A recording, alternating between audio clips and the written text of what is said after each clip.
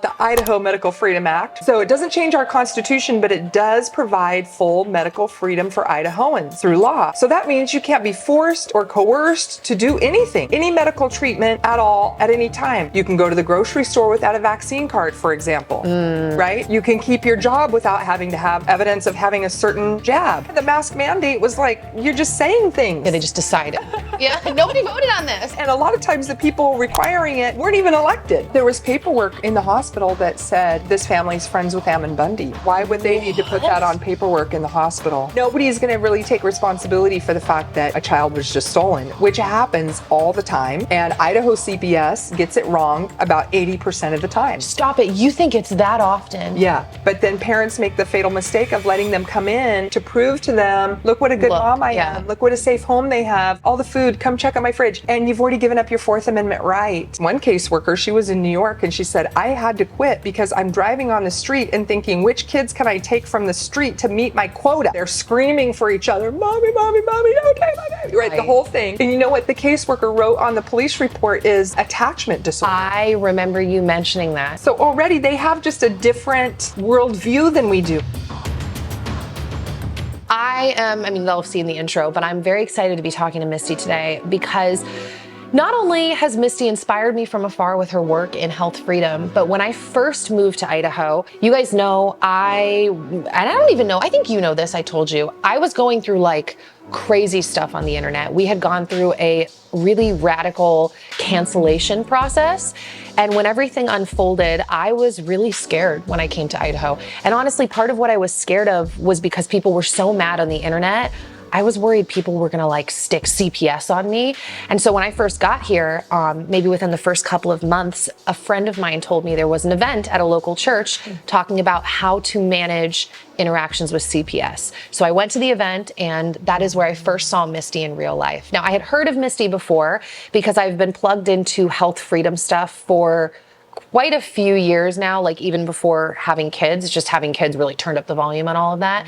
And I have a few friends that are friends with Misty. And so I had had my eye on her. But when I saw her at the CPS event, how well-spoken she is, and then just kept watching her, I was like, dude, I have to interview Misty. And the culmination of all of this, which we're going to touch on all of these points, is that recently here in Idaho, we had the very first law of its kind in the whole U.S. to pass around medical freedom. The fact that, and she'll go into detail around this, but that we essentially can't be discriminated against for, or we can't be forced to vaccinate or mask, right? Like any of, we're going to go over all this. But point being, round of applause, Miss Miste Karlfeldt. Hi, Misty. Welcome to the podcast. Hello. I'm so glad to be here and talk to your audience about all these very important issues. Yeah, I told my husband last night after our dinner, I'm like, oh, she's going to be such a great guest. And I think that my followers are going to find the information you have to share like invaluable. So amazing. I'm just really excited. So this might be a weird place to start. I tend to go all over the map when I'm interviewing people, but we're going to start, I think, with just like the hot topic thing. And I think I want to start with this law that you recently helped get passed. So can you explain to everyone what this is, what the process looked like even to get it passed? I told you I wasn't quite sure. Was our Constitution adjusted? Like, what is this? I mean, take it away, Miste Karlfeldt. Sure. The Medical Freedom Act is a new law in Idaho, and that's why we call it the Idaho Medical Freedom Act, right? So it doesn't change our constitution, but it does provide full medical freedom for Idahoans through law. So that means you can't be forced or coerced to do anything, any medical treatment at all, at any time. You can go to the grocery store without a vaccine card, for example, right? You can keep your job without having to have evidence of having a certain jab, right? You can go to school without having to have, right? All these different things. And to be clear, we already have in Idaho vaccine exemptions for school. So we have and daycare and college. So we're a very free health freedom state. And I would say that's because Health Freedom Idaho has been working since 2015, 2016 to protect our health freedoms in Idaho. And even before that, we had some very tenacious and dedicated to health freedom people working for health freedom to protect our state. And that laid the foundation for Health Freedom Idaho to form and keep pushing on what was already happening here. We're just by nature a health freedom state. Yeah, I mean, one of the best in the US from what I saw when I was looking to move. Not only did our homeschooling laws really attract me, but also seeing like, wow, we have religious, medical, philosophical. I think that's it, any of those three. I think those are the three, but it's not like that in every state. Well, and the law reads that you can opt out for any reason at any time. Yeah. You know what I mean? So through the rule process, they start doing this like medical, religious, whatever. I think we just need to totally get rid of the requirement to vaccinate because we already have all the exemptions. So why are we going through this rigmarole of you're required to do it, but then you can opt out? Yeah, you're required, but you're not required. Yeah. Just kidding. Yeah, like let's just remove it. That will be the goal next legislative session. That's how we're going to double down on this Medical Freedom Act. Yeah. So I'm jumping in for a sponsor of this video, and that is Honey Mark. If you haven't heard me talk about Honey Mark yet, then you probably haven't been watching my content, but I am obsessed with Honey Mark. They make the most incredible, modest, quote unquote, swimwear. They've kind of coined the term swim leisure, and I think that that's absolutely perfect because when I wear specifically their ginger swim rompers, which are a favorite of mine, I will wear them all day. I'll go from the lake to a restaurant. Actually, last night, I literally went from the lake to Chipotle. They are so cute. You can literally style them like with a jean jacket and you look fully dressed. And I always joke, but I'm not fully joking, that you don't have to do the potentially awkward undressing moment at the beach when you're wearing your Honey Mark swimsuit. They're very thoughtfully created. So all of the swimsuits are breastfeeding friendly, but they're also very supportive. The swim dresses actually have shorts underneath that are long enough to prevent chafing. The fabric dries like magically fast. I really don't understand it. I've tried other modest swimwear before and it does not hold up the way that Honey Mark holds up. I've had a couple of their swimsuits now for years and they have not stretched out. They have not faded. Seriously, they are such high quality and I cannot recommend Honey Mark enough. I'm very confident that you would not be disappointed in your Honey Mark purchase. So if you want to check them out, you can use my code Nikki10 for 10% off. And as always, I appreciate when you guys use my code, and let's hop back into the interview. So you were saying last night, you feel like, because you guys really turned over this law, like went through it for months leading up to the legislative session. However, I'm really new to all of this, by the way. Like, I don't know anything about the lawmaking process. I just know where I stand in regards to medical freedom and what I'm willing to do to my body, my family's body, how I feel about the healthcare system. So I may misuse words around law stuff as words. I probably will a lot. But I know you guys went through it a lot and you really feel like it's emergency proof too, so that they can't just turn around and be like, well, that was great then, but now we're in an emergency. And so this goes to the wayside. You built this in a way that won't. Yep, you're right. Hopefully be the and I situation. actually appreciate that you don't know the lingo, right? Because since I've been doing activism for so long, I start to lose touch with what it's like to not know. Yeah. And even when I used to make calls to action or read them, and I would see CTA, right? And I'm like, what's that? Call to action. Oh, okay. Yeah. And so now I'm using CTA and having people go, what's that? Yeah, that totally makes sense. Call to action. So it's really important to keep being able to speak to people who haven't been politically active, because the only way we're going to protect our freedom, whether it's Idaho or any other state, is to exercise our liberties and to be active, to be politically active. So I want to reach everybody, including you and your audience, so that they're inspired to defend the republic, because it's a republic if we can keep it, right? That's what Benjamin Franklin said. It's a republic if we can keep it. And that means that we're each required to defend the republic, each of us in our own ways. So I have a little different way than some people. And then, whatever way is your way, you should be active in protecting the republic so that it's there and safe for your children and their children. You think I went off on a tangent? No. I want the tangents. If you have another thought, I don't want to jump in before you say it. Yeah, no. Okay. So I was telling her last night, I don't know if any of you guys have seen it, but I watched a debate recently between Jack Kruse, the neurosurgeon, really pro-medical freedom, anti-centralized medicine, which, side note, is not really a stance I had heard people verbalized before, like anti-centralized medicine. And I was like, wow. I mean, I just got chills saying it because I think that that's so cool. I know that people that are really into the medical establishment are just inherently protective of what he called centralized medicine because of what they feel like they can gather through data and how they can help people. I'm the opposite. I've shouted out this book a bunch of times, Faith and Wellness by R.J. Rushdoony. If you're ever looking for a really great book about the medical system from a Christian perspective, it's great. Anyways, I'm going off on a tangent. Yeah. It's really great. And I want to watch this debate you were talking about. Yes. So I say that because the debate was between Jack Cruz, Callie Means, Mary Bowman, and then there was a moderator, and I don't know this podcast, so I don't remember his name. But one of the things that Jack Cruz was saying, this was like maybe it came out 4 months ago, so who knows when they filmed it.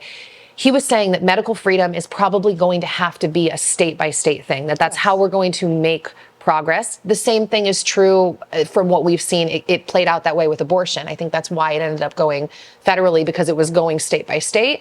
But it was so exciting to hear him say that and see like, wow, we were the first state to implement this, to get this done. And so you saying that like we have to step up in our states, I think that what you guys have done can and hopefully will be a beacon to people in other states to make things happen. Yes. So this is all very exciting. Yes, we are already working with other state leaders. Oh, you are? A model bill, and you will see this happening in every state. Absolutely. Amazing. And I want to take a moment to educate people about why it's so important that we don't do this federally. The reason we didn't see federal mandates is because they can't. Because that's a power to the states and ultimately to the individual. Does that make sense? So you cannot tell the federal government, that they have any right to tell you anything about your body at all. Once that door is open, imagine how far they're going to push that door all the way open, right? We need to keep it within the states. The states are supposed to be sovereign, right? The individual's supposed to be sovereign. That's part of the republic. So it's really important that we focus on our state, making the changes that we want. The beauty of the United States of America is you can move to another state because you don't like the way your state is going. If we start nationalizing everything, then we don't have the beauty of individual states that you can go to for the freedom that you're looking for. Yeah, you word things. You're so like, I don't know, is the word astute? I don't know if that's the word. You're just so thoughtful in the way that you word things. Even last night, you saying that like, you guys are almost trying, correct me, I'm probably not going to say this right, but you're almost trying to be conscious also of what you like do say or don't say, because you don't want too much language to be around an issue. Because once you say, okay, you guys can do this, it's like, oh, so you're the one that grants us our rights? And I'm not wording that right, but I think you seem like you get the gist of what I was repeating what you said. Yeah, there was like a free range parenting bill one time in Idaho. And I was like, we have to shut this down. As nice and fluffy and free as that sounds, to be able to line out all the things you can do as a parent, I'm like, you're missing so many things. How do you start lining out the things you can or can't do as a parent? You're going to miss something. And then they'll try to put verbiage like, you know, not limited to these things, right? Why are we even going to start lining out what we can and can't do? Because when you start participating in activism at the legislature, you see how quickly and easily they literally line one thing out and it changes the whole meaning of the law. For instance, they had an age, I want to say, don't quote me, I want to say it was like 10 years and older, that pharmacists can vaccinate children, and they lowered it to like age 5.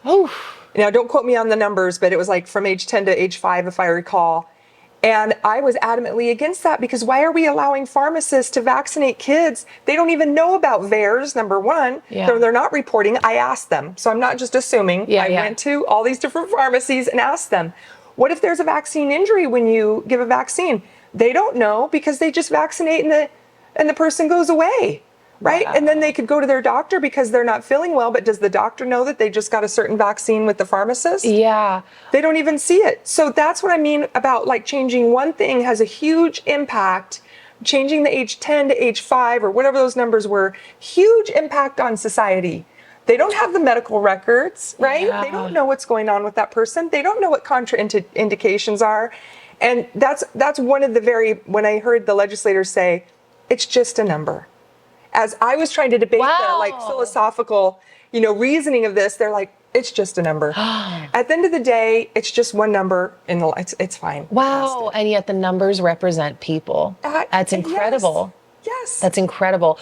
Okay, so this is I have like 3 different thoughts going. I actually have like many different thoughts going on in my head. But one of the thoughts that you just sprung into my brain, I've wanted clarification on. Maybe you don't know. If you don't know, that's okay. But I find it fun to watch like lots of different sides of things. So like, too. even though I'm aggressively anti-vax, I will watch people that are aggressively pro-vax to be like, am I missing anything? sure. What are you saying? Like, I want to know what you're going to say. And I watched recently this video where it was like one pro-vax doctor against like 20 anti-vax people. He's like a famous YouTube doctor.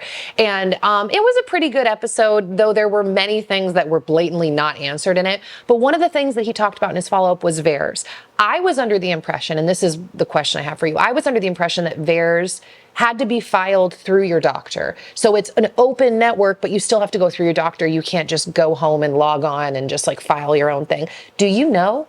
You know, I wish I knew for sure. I don't know for sure. Okay. I thought that you could file your own thing, but Oh, then you're probably right, because that's what the doctor said. And then I was like, no, I think you have to go to your doctor.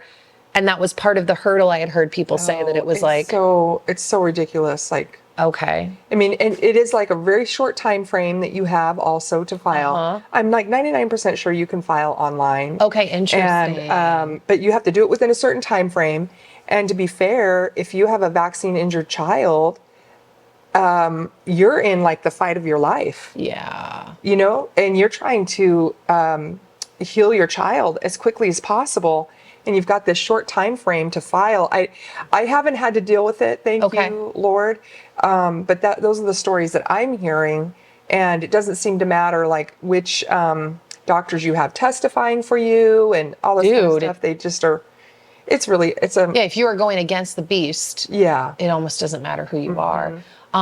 Okay, that was kind of a side note, but that made me think about that. The other thought that I had, and remember last night when we were talking at the restaurant and I said, I kind of drifted off at first and I was like, there's something I was gonna say and it slipped from my mind. Yeah. And it's when we were talking about the Free Range Parenting Act and you said, what about, you know, all these other things? These are just little reverse sneezes Zoe's having, don't mind her. You made me think about the fact that in California, and I don't know if this law still exists, but for a while, so there's a place in California or in LA called the Dream Center. They're actually all over the US. And one of the things that they do not take any government funding and they work to keep families united. So like, because there's certain government programs that you can only access like if the parents are split up.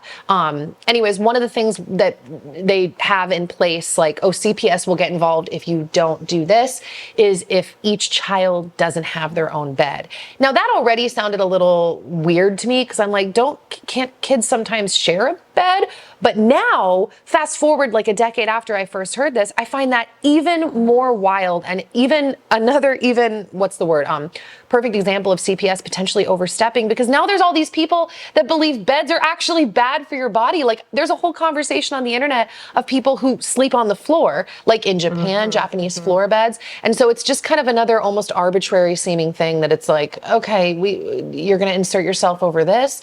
That was kind of random, but it was driving me crazy last night when I couldn't remember the thought. Yeah. And then the other thing is back to the language you were saying, I mean, kind of the same thing. Around school choice. It's like the same thing, like sounds good. We're going to get school choice for everyone. And it's like, we've talked about that. We'll probably touch on this here too, but if you didn't see my interview with Lori Beth Aldridge, we talked about school choice being a Trojan horse. But yeah, I feel like it's all kind of the same thing. Sorry, I can also rant. It's not me being interviewed and I'll like take the mic and just run. Okay, so what I want to know, I know a little bit, but how did you get into all of this in the first place? Okay. Backing up the history of Misty. Okay. So I was a single mom with 4 kids, and this was about, 12, 13 years ago.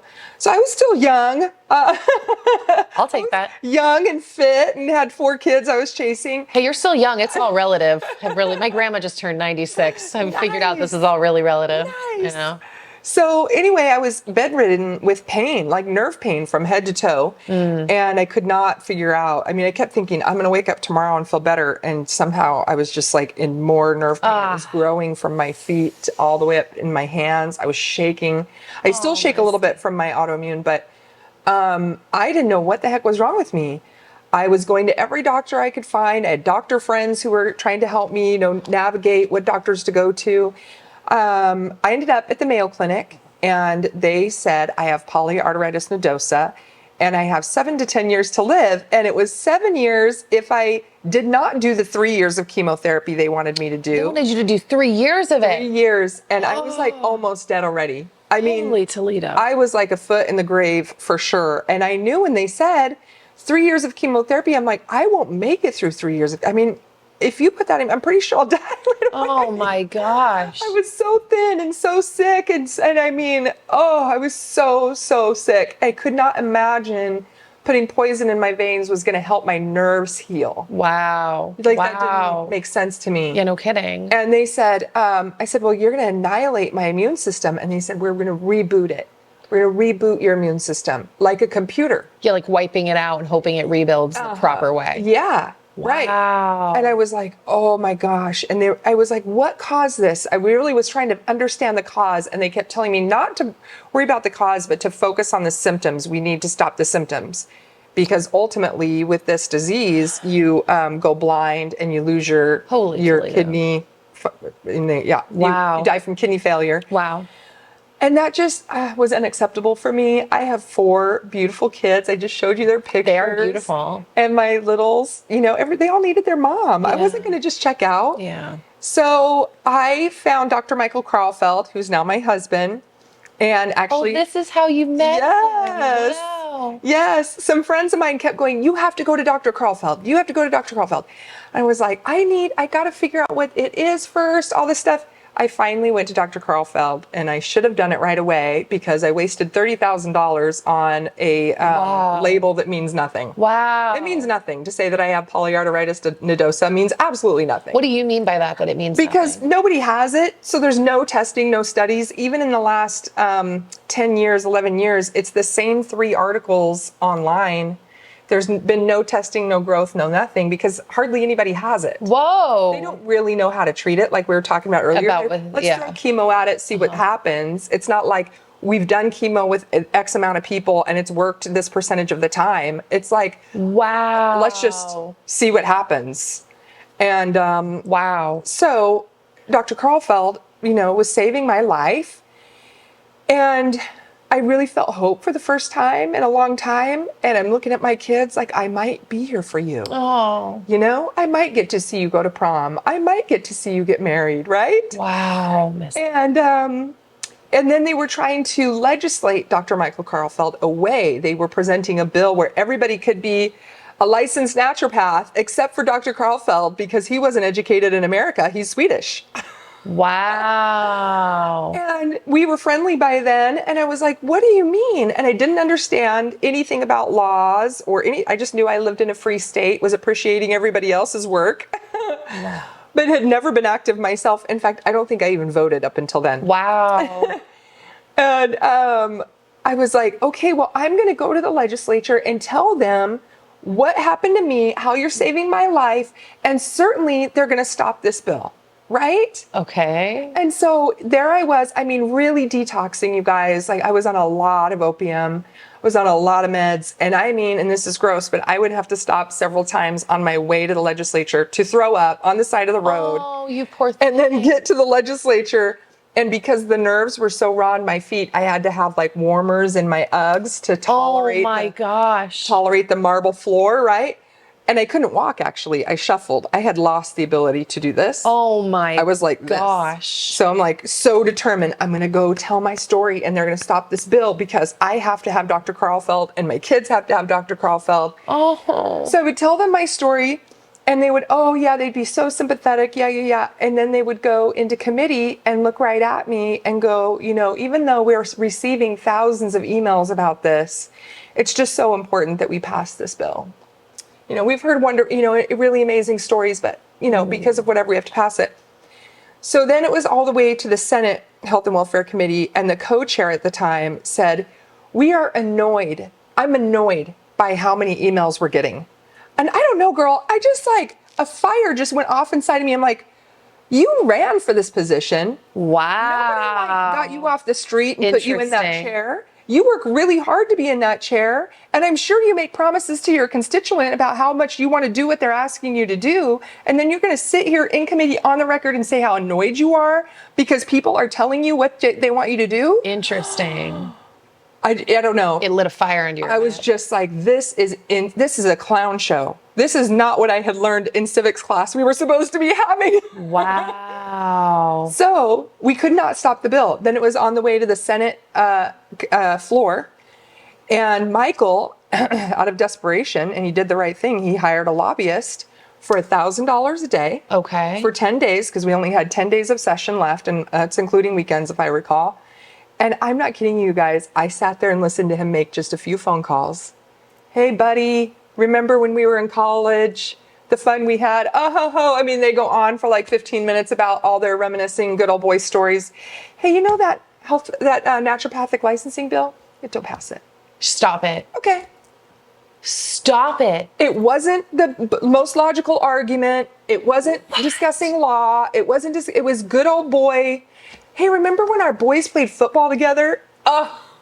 Wait a minute. So that's what a lobbyist is. A lobbyist is just a person representing an interest that makes calls, talks to people, shows up, and just helps to further an idea in these lawmakers' minds. Sure, yeah. Oh my gosh. $1,000 a day.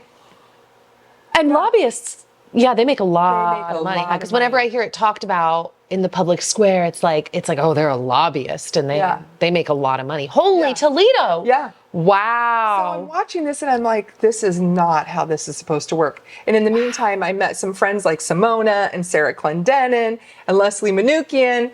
And I'm meeting these friends and we're like, you know what? We're going to have to start a group because the legislature was not listening to individuals, which is wrong.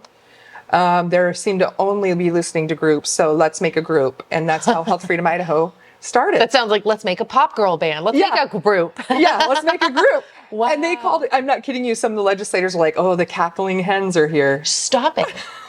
I mean, that's simultaneously hysterical and so disrespectful and disgusting. Disrespectful and disgusting. I know. But I was like, I don't care what you call me. I'm not going to let you, steal my children's freedom. And I'm watching now. I hadn't been watching before. I'm watching now. And you kind of made a monster when you didn't listen to me in the first place. All right, it's time for another sponsor of this video, and that is Masa Chips. If you love chips and salsa like I do, or better yet, nachos like I do, I have the ultimate nacho chips for you, and that is Masa. Masa chips are amazing. First off, I call them the ultimate nacho chips because they are the only chips I have ever tried that actually hold up the nacho vibe, meaning like they don't melt down and get soggy under the pressure of the meat and the cheese. They actually stay firm and maintain their crunch, which is awesome, not only for nachos, like I said, but also sometimes I crumble the chips in my chili and they still stay crispy in my chili. Now, the ultimate best part about these chips is they are seed oil free. They are super simple ingredients, organic, non-GMO corn, real sea salt,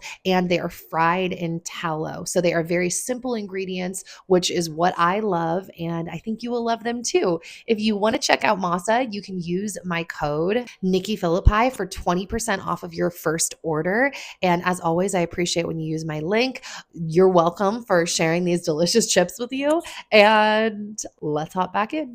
If they had just stopped the bill, you would have never. back. I would have never been back. Isn't that amazing? It's incredible what God does with our lives, like the hardships that end up redirecting our whole life and bringing out a purpose in you that you didn't even know existed. Yes. Oh, absolutely. That's mind-blowing. And changed my life for the better. Sarah Clendenin, her thing was that they were not accepting her children into daycare without, because they weren't taking any exemptions or anything else. So wow. She was having her kid having a very hard time finding a daycare for her unvaccinated children. And so that was pretty much her mission. And then we had Leslie Manukian, who was the creator of the movie The Greater Good, if you haven't seen it. I have not seen that movie. That's incredible. She was so ahead of her time, before vaxxed. Wow. Amazing. And really, like you were saying, gives kind of both sides.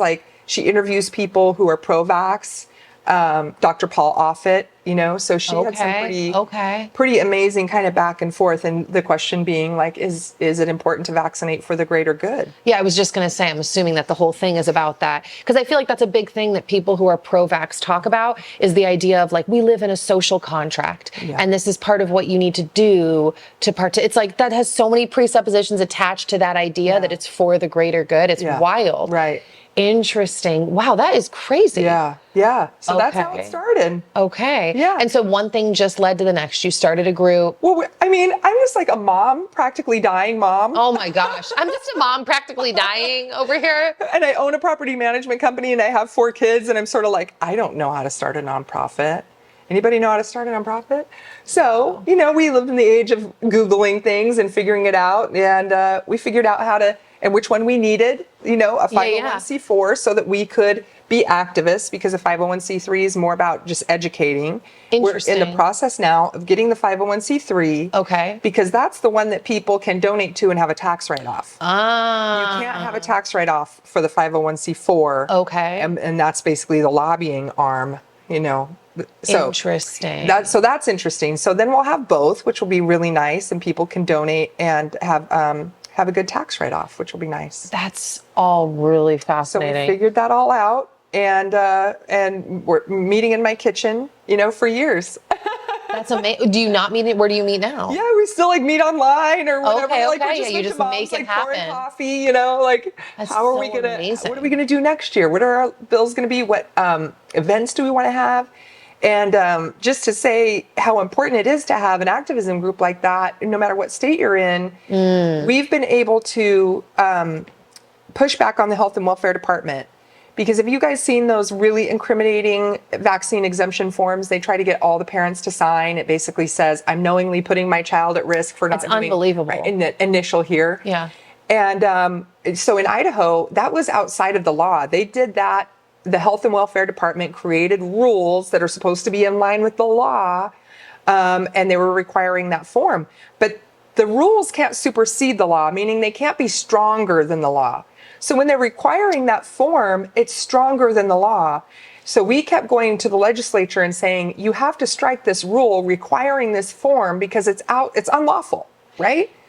So we did make that happen, you guys. So now it says you can use the form or anything else you want to use, right? You can write on a napkin, I'm opting my kids out of vaccines. Yes, you don't have to sign the, like you said, do not. incriminating. You don't have to sign the incriminating form. The next thing that we got was exemptions for daycares. Amazing. The next thing that we got was exemptions for colleges. So amazing.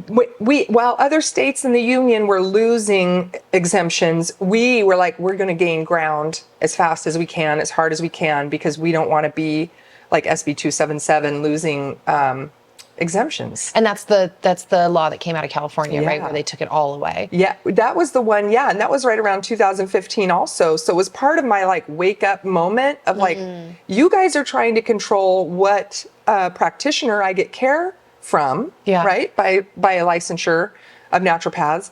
And unbelievable. You're trying to force vaccinate. So if you force vaccinate and you take away my ability to get healing, I mean, we're just going to be very sick people. You talked about something last night that I feel like gave me a little clarity, but I'll gladly take a double clarification because other people might be wondering this. Sure. But it's the difference between rules and laws. Yeah. And you kind of made it seem like the rules are things that the people, whether it's like administrative or that people that are just in office just decide, but haven't really been passed. So A, can you clarify that? And B, I'm wondering, would this also kind of be the same thing for like example, when they wanted us to wear masks and it was like, this isn't a law. Would that have been considered a rule?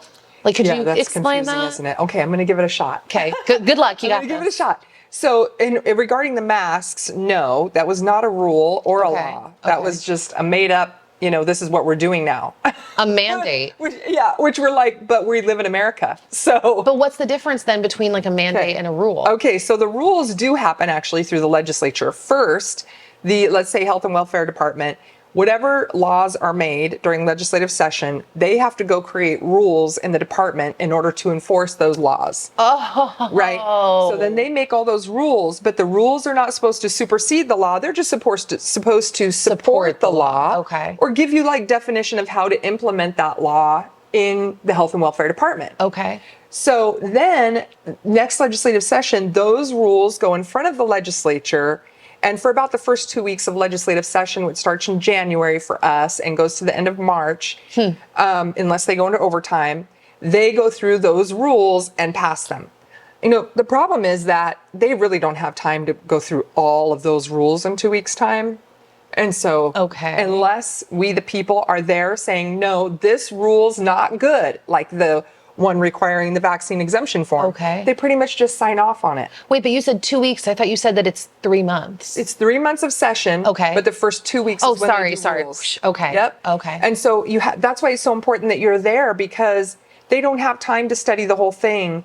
We have to do our part and study the things that are important to us, and then go to the legislature during testimony or even calls and showing up at their offices or asking them to coffee, all the things that you should be doing Wow. to make a connection with your legislators and saying, this rule is a problem, and here's why. That way, during those first 2 weeks of the rule reviewing process, they can go, oh, okay, my constituent pointed this out to me, let's make some changes, and then they pass it that way.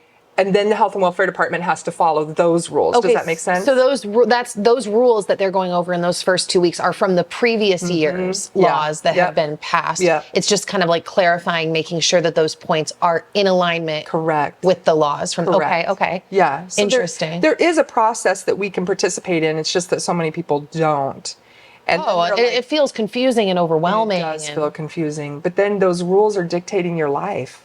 I mean, they really are dictating your life. Yeah, I mean, I've never been involved, like I said, politically at all. I've always just been someone that watches. I've had no clue how to. But being up here, you guys have done a really great job of giving us simple calls to action. And I've just kind of followed through with like, okay, they said, here's the number, here's how you call, and here's how I say it. And so I literally just, hi, my name is, I say my name and blah, blah. And I'm requesting this. So it's really helpful to have like simple calls to action, but it feels overwhelming is the point. Yeah. Yeah. Okay. So the first 2 weeks are going over. So what's the difference then between a rule and a mandate? Yeah. Or no, you already said. So the rule is the clarification of the law. Yeah. So a mandate is kind of just like a law that was never a law that they just decided to put on you. Yeah, the mask mandate was like, you're just saying things. Yeah, they just decided. Yeah, nobody voted on this. Nobody voted on this. And a lot of times the people requiring it weren't even elected. So like, Yeah, that. you're not Oh an my elected, gosh. you don't get to tell me what to do. I'm an American, Yeah. I don't know if you guys did this. I'm a little bit older than you and probably your audience. I just turned 50, by the way. But when we were kids and each one of us would be like, you have to do this, blah, blah, blah. Well, I don't have to do that. I'm an American. Yeah. I was brought up in that Yeah, America. I'm an exactly. American. I don't have to do that. And I think we've lost that mentality. Yes, totally. And we've become more compliant and more concerned about the community instead of like, if I take care of myself, then my community is healthier by nature. Yes, and I want to add to that because I think it's like the perceived community. It's not even necessarily our local community, which actually would benefit by you thinking about your local community. Yes. But I think we've been brainwashed that it's like, no, we're thinking about the world. Yeah. Like Socialism. these faceless, people out there that Marxism. I'm helping make things better. It's like, just keep it here. Right. And it's like micro, right? It starts with you and your family. Yeah. But then even your community, and I think so many of us have lost grasp or like, I don't know, on like what's going on in our local community, which Right. once again is what's so awesome about what you're doing in this whole conversation. Oh man, the thought was there and it's floating away like a balloon. Rules. Oh, that's right. Unless you have something else you want to say, I just remembered the thought. No, go ahead. Okay, so you're talking about people being unelected to these roles and just doing things. We talked a little bit last night about CPS, and that is something. So what happened down in Boise with Baby Cyrus freaked me out a lot. Should probably freak out anybody that watches the story. But it really made me, I don't want to say hyper aware, but maybe that is the appropriate way to word it, of the fact that like medical kidnappings are a thing. And this whole idea of like a doctor being able to tell a police officer and CPS, do this because I said so, because something is wrong here. And then a chunk of the time they end up finding out that like, oh no, just kidding, everything was fine. It's like, you can't take that time back. You've traumatized this child and this family. I think that that's really interesting too, because it's essentially the same thing. It's like, where's the jury? Where's the law? Where you just were able to step in, and then the officer was able or chose to just go, oh, I'm just doing my job. Like, this is just what I'm supposed to do. Yeah. So I don't know where you want to, I didn't really set that up with a question or where you want to take that, but I think we should discuss CPS because you said they're doing a documentary on Cyrus now. Yeah, they are doing a documentary on Baby Cyrus and Ammon Bundy and that whole situation. And some people might not know what happened there. So even if you want to give a little synopsis. Sure. You guys, so this was actually a family friends of ours. Yeah. And we know the Andersons very well, Marissa and Levi and Diego, that's Grandpa Diego to Cyrus. And they were all friends of ours. Actually, we became friends during COVID because we stood up for our rights together. And we're like, have you been? In fact, Diego calls me little sis because we just feel so connected. Right. And so when oh gosh, poor baby Cyrus, he was not well. Okay. He was throwing up. He has like cyclical vomiting or something. And I hadn't even heard of that before. And Mama, Marissa, was trying her very best to figure out what was going on with him. She had been to the hospital with him. They gave him some IV fluids. They said, okay, everything's fine. They went back home. She was exhausted, right? As you would be when you're stressed out, brand new mama, brand new baby, and he can't keep things down. And she didn't want to go to the next morning appointment. She was really exhausted, had a headache. Cyrus had been just told that he was fine for now, right? So she was like, I have to sleep in. I really don't feel good. Yeah. So she called and said, hey, we're going to miss our appointment. Please call me back and I'll reschedule. And you might think there's got to be more to the story, but like, that's it. It's unbelievable. And by midnight, they were stealing Cyrus from his mother. Oh, it was the same day. I want to say it was the same day. Or very, very like close. The next day. Yeah. It's kind of like, it was so close. Yeah. And they had tried to call and say, hey, can we, it's just like, yes, let's just reschedule. It doesn't mean you come take my baby. This is insane. So they get pulled over. So, and here's really what's important too, is that they were pinging Levi's phone. The police were pinging his phone, meaning they were tracking where he was through his phone. And that's how they pulled him over at a gas Levi, station. her husband. And the whole family was there because they'd all just gone to dinner with some friends. So the whole family was there. Marissa's sisters, dad, everybody was there. And they were pinging the phone. So they pulled him over and they had a lot of force, a lot of policemen, an ambulance there. I mean, you can watch the footage online and it's nauseating. Yes. And when they lie to Marissa, and that's what people need to know is that they can and will lie to you. When they lie to Marissa and say, we're just going to check him out and give him right back to you. Of course you can come with us. And they stole baby Cyrus. And that was a lie. And that exposed, I think, what a lot of people need to understand. They can and will lie to you. So they took baby Cyrus. And by now she was learning what she could eat or not eat in order to affect her breast milk to try to have it be okay for him. Yeah, because this is common that babies have reactions to food that moms eat. Yeah, and she was honing that in. Well, what they did at St. Luke's is they kept mom away. And she's desperate to get to her baby, to feed her baby, because he's solely reliant on her. And she's done a lot of work to dial in what she can and can't eat to make sure that to keep the milk down for baby Cyrus. Yeah. So then when they're keeping the baby away from his mama, we're like, okay, they won't take her milk, unbelievably. She can't even pump it. Unbelievable. They won't even take her milk. So now we're trying to find donor milk, knowing it's not going to be right for him because, that mama's not his mom's milk. So they let this other mom's milk come in to feed baby Cyrus. And of course he's throwing it up because it's just, it was so awful, you guys. But I woke up that morning and just to back up, I've been studying what to do when CPS comes to your door and doing talks about that for years. Wow. So when I saw what happened, I was like, oh my gosh, I gotta get, round the troops up. We've got to protest. We've got to get loud right away. We've got to shine a light on this.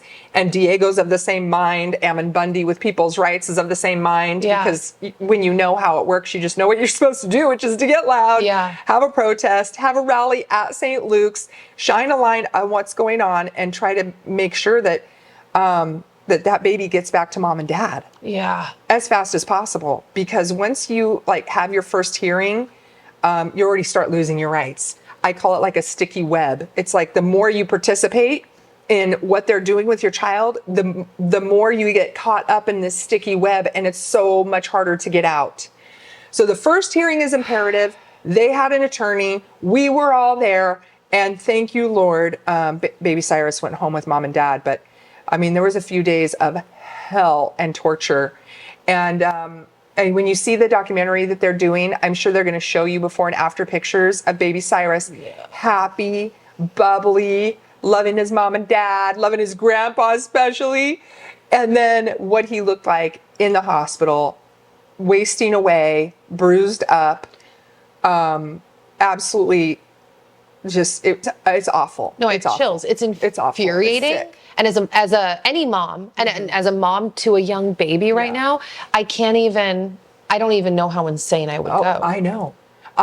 Marissa handled the whole thing with such poise. It's incredible. She was so, and I've asked her many times, like, how did you do that? She's like, I just knew God had it. I just knew God had it. Of course, she was like sick. Yeah. And looked like she was going to pass out any minute. Yeah.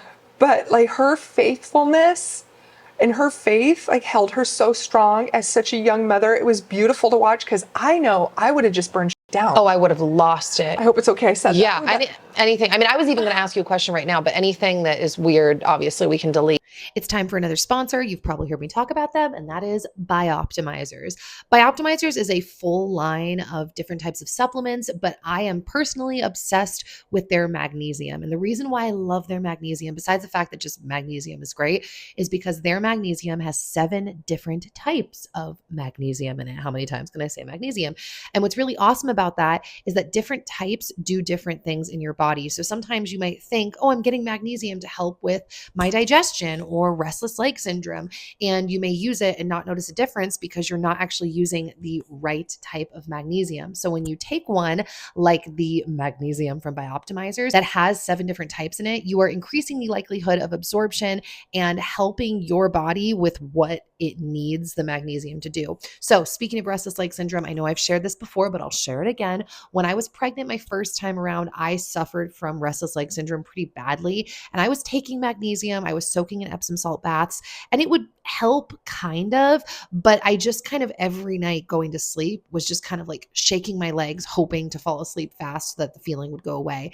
And this last time around, when I was using the Bioptimizers magnesium, as long as I was taking it regularly, which was at least 1 pill a day, I experienced no restless leg syndrome. And when I would skip my supplementation, I would notice like, ooh, my legs are feeling funny. And then I would remember, oh, I never took my supplement. And so then I would go take the magnesium and boom, it was gone. The other night, actually, I'd had a very rough day and I was crawling into bed and I just felt that same restless leg feeling, but almost like through my whole body, just a tension. And so I got up, I went and I took a magnesium, and within 5 to 10 minutes, honestly, my body just started to come down off of that energy. So I can't recommend them enough. If you want to check out Bioptimizers, my code is NikkiP10 for 10% off of your purchase. Thank you in advance if you do, and let's hop back in. Okay. I've heard people say that there's speculation that part of it was actually like an attack on Diego, that it was like going after his family because of what they stand for. Yeah. I don't know if you are even allowed to say that or if you even agree. Well, there was paperwork, that in the hospital that said this family's friends with Ammon Bundy. Stop it. So why would they need to put that on paperwork in the hospital? What does that have anything to do with his health or care? Wow. So yes, from that evidence, seems to me this is very targeted. And having been working with CPS and CPS families for a long time, I've never seen it happen that fast, ever. Yeah, that's incredible. That was whirlwind fast. I've never seen it happen that fast, even to this day. Oh, and I'm not even sure that I knew that the police just pulled them over when they were out, which also says something to me too, because that really seems like an escalated emergency thing. Like, we got to get this kid immediately. It's like, it was that much of an emergency. You had to pull them over at night, like with the family. Like that's. And the police officer's in a terrible position because he has to decide, or she has to decide, if the child is in imminent danger. Yeah. How do you decide that? When you're looking at, the whole family's here, mom loves everything. How does a police officer who's not trained at all look at a little tiny newborn baby and go, yes, even though you were just at the hospital and had IV fluid and you just, missed an appointment this morning because you weren't feeling well, and you are ready to reschedule, I'm going to make the decision right now that this baby is in imminent danger. Like, that's a terrible position for the police officer to be in. Right, so he's relying, or she's relying on the doctor. And on the caseworker is relying on the doctor. So the caseworker makes the recommendation to the police officer, and then the police officer makes the decision. So you see how you sort of get into this, like everybody's pointing the finger at somebody else. Well, I didn't decide to do it. The police officer makes the decision. I did it because the caseworker said I should do it. Like, nobody's going to really take responsibility for the fact that a child was just stolen, which happens all the time. And Idaho CPS gets it wrong about 80% of the time. Stop it. You think it's that often? Yeah. Wow, that is mind-blowing. Because like I said, I have started going down the wormhole a little bit. I think I mentioned to you briefly last night that I started to have my eyes open to all of this when we went down the path to foster and then possibly adopt like 7 years ago, because we started encountering a lot of things that were like both internationally and domestically that we were like, whoa, that's kind of fishy seeming. But that's kind of almost a separate point. I'm going to try not to go off on that story. But through this whole process, I found this guy who's like a lawyer in California who fights for families that are involved in CPS cases. And he really shocked me how often he claims that the case or the accusations against the family are not unfounded. Are unfounded.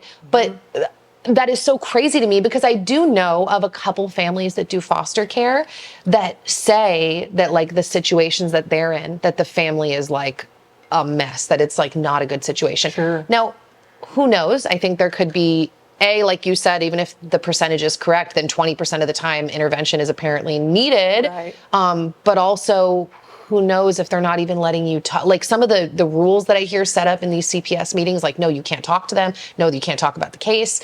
That's very interesting. But you say 80%.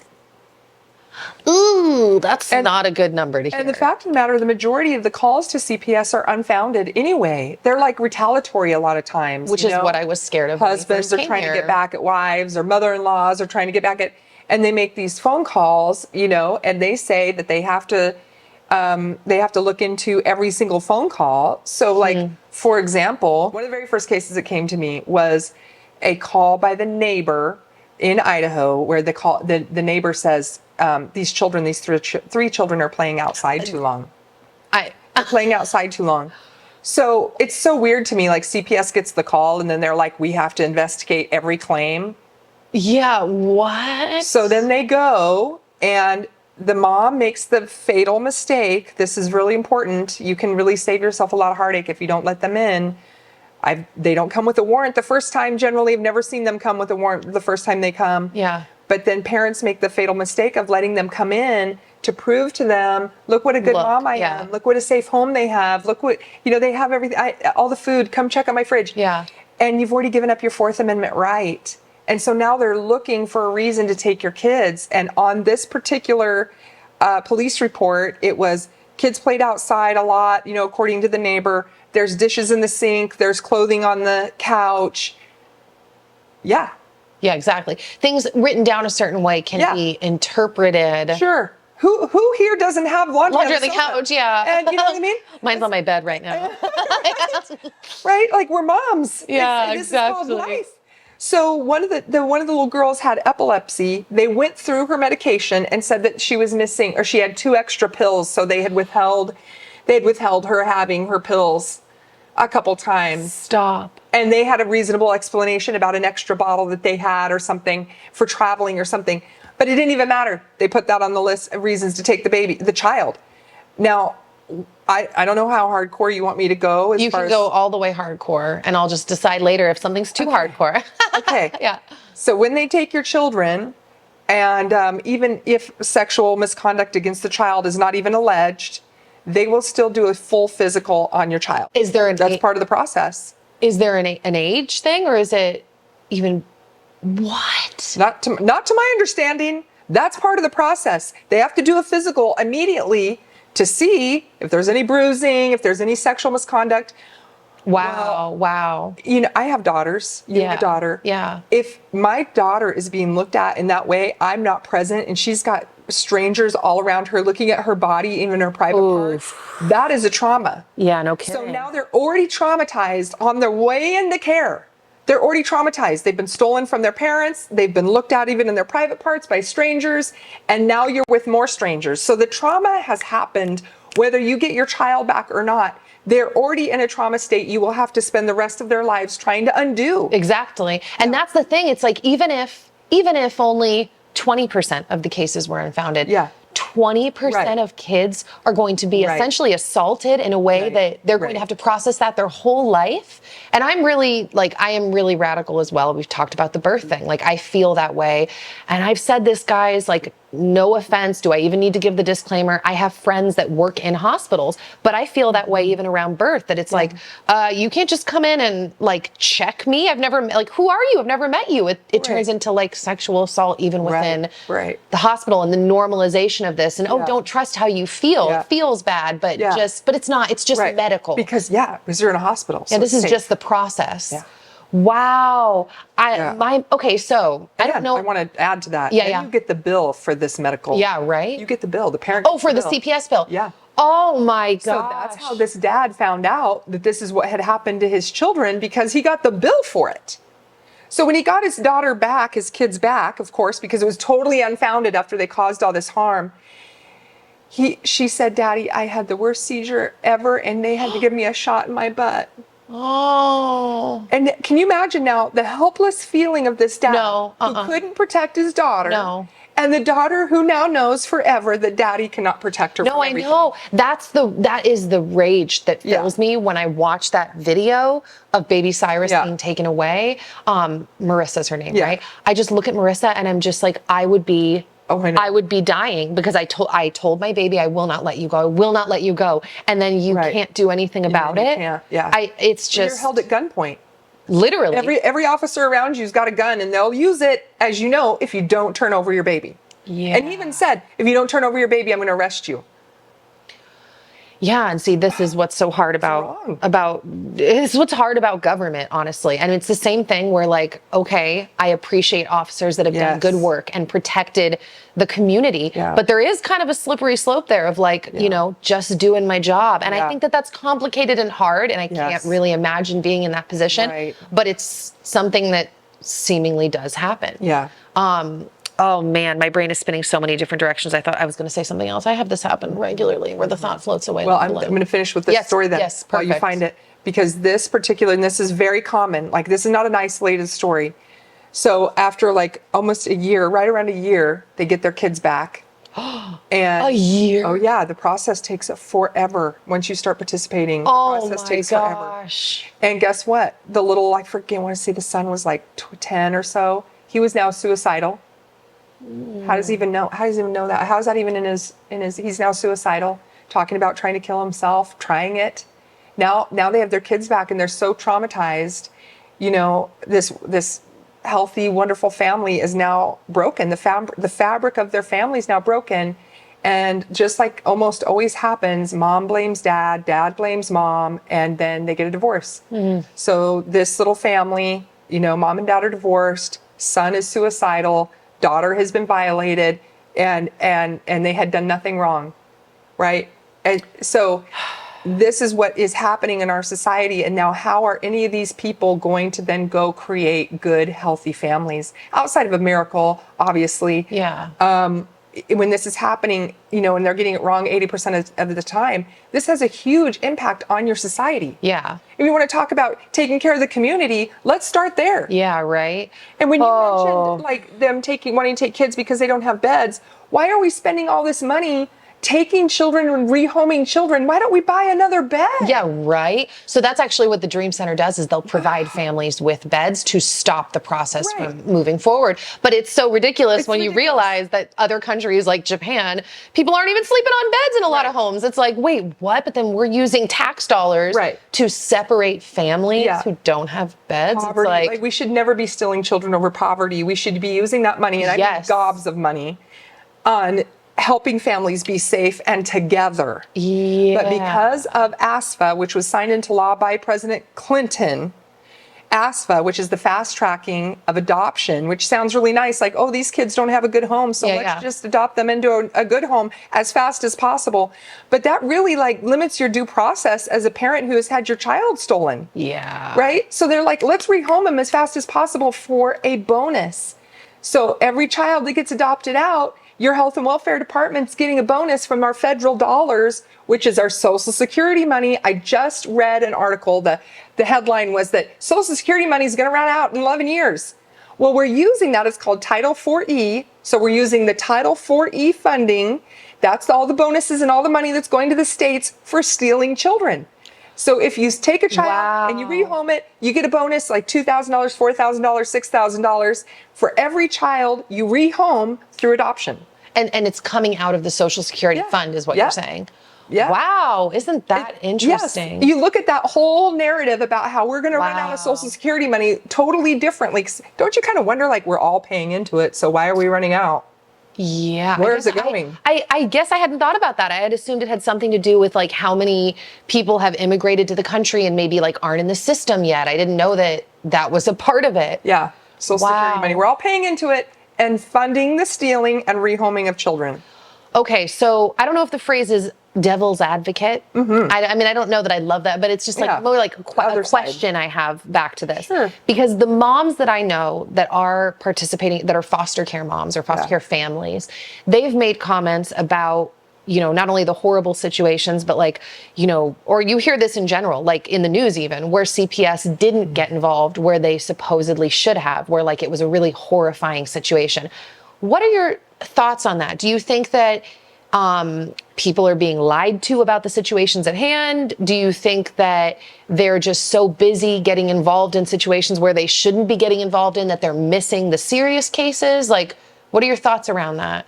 Well, you're not going to like my answer. Just go ahead. Trust me, it's just as hard to say it as it is to hear it. Okay. And the realization of myself, because I had the same question. Yeah. So, and right around the time that I was really researching this, there was a child in Idaho who was given back. He'd been into foster care several times, given back to mom, and then ended up dead in a ditch, right? And so I was like, so why does that happen then, right? So why is CPS so focused on like this loving family whose kids are playing outside versus this kid who, you know, is clearly going back to an abusive situation? Yeah. And abuse happens, like, no doubt. So then the question becomes like, why are they missing it over here with the kids that are obviously abused and tormenting families that, you know, they're really not abused? And the realization is like incredibly hard when you understand the funding. That's the key piece, is that really abused children, psychologically, physically abused, are not adoptable. So when you realize that they're working for that bonus, if your business is going to, and it's a for-profit industry, by the way, it's for-profit. It's not non-profit. It's for-profit. Yeah. They have to keep the lights on, pay the rent, just like we all do who own businesses. Yeah. But their business is run by taking children and rehoming them, or taking children and keeping them in the foster care system over and over and over. Okay. Well, for a child like that one I'm talking about, he wasn't adoptable. He was so damaged, he was not adoptable. So how you're going to make the most money on a child like that is you're going to keep bringing them into the foster care system. Let him go home, bring him back in, let him go home, bring him back in. But you can't adopt him out because he's not adoptable. So how do you make the most amount of money? Now, this is not just coming from me and my aha moments. I have interviewed caseworkers who have quit and written books or done interviews. Oh, wow. Okay. And when this one caseworker, she was in New York, and she said, I had to quit because I'm driving on the street and thinking, which kids can I take from the street to meet my quota? No, stop it. My quota. They have quotas of how many kids they have to take, right? So it's like, for me, I own a property management business. So it's like, how many properties do I have to have and have rented in order to pay my rent? They're like, how many kids do we have in the system in order to be able to pay our bills? And if you don't make your quota, we don't have the funds we need. So you better go out and get one. And so when she was like, I am looking at these kids, I have to quit.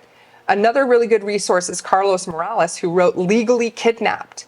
And he will tell you from a caseworker's perspective how they rip apart the fabric of the family and how some kids just continue to go through the system and some get adopted out, and what the financial incentives are for that. And when you realize that and you hear these like stories on the news, and it's like, well, that little baby's not going to be saved. You know, that one's going to have to keep going through. You're going to watch it. They'll keep going through the foster care system and they won't be adopted out because they're not really adoptable. And then you'll see other little precious ones, perfect and cute and whatever. I mean, I'm not kidding. Go to your state website about the kids who are up for adoption, and it's like going to pick up a puppy from the pound. it's like all these kids and their beautiful faces and a little bit about them, and they're up for adoption through our own foster care system. Idaho has a website, Utah has a website.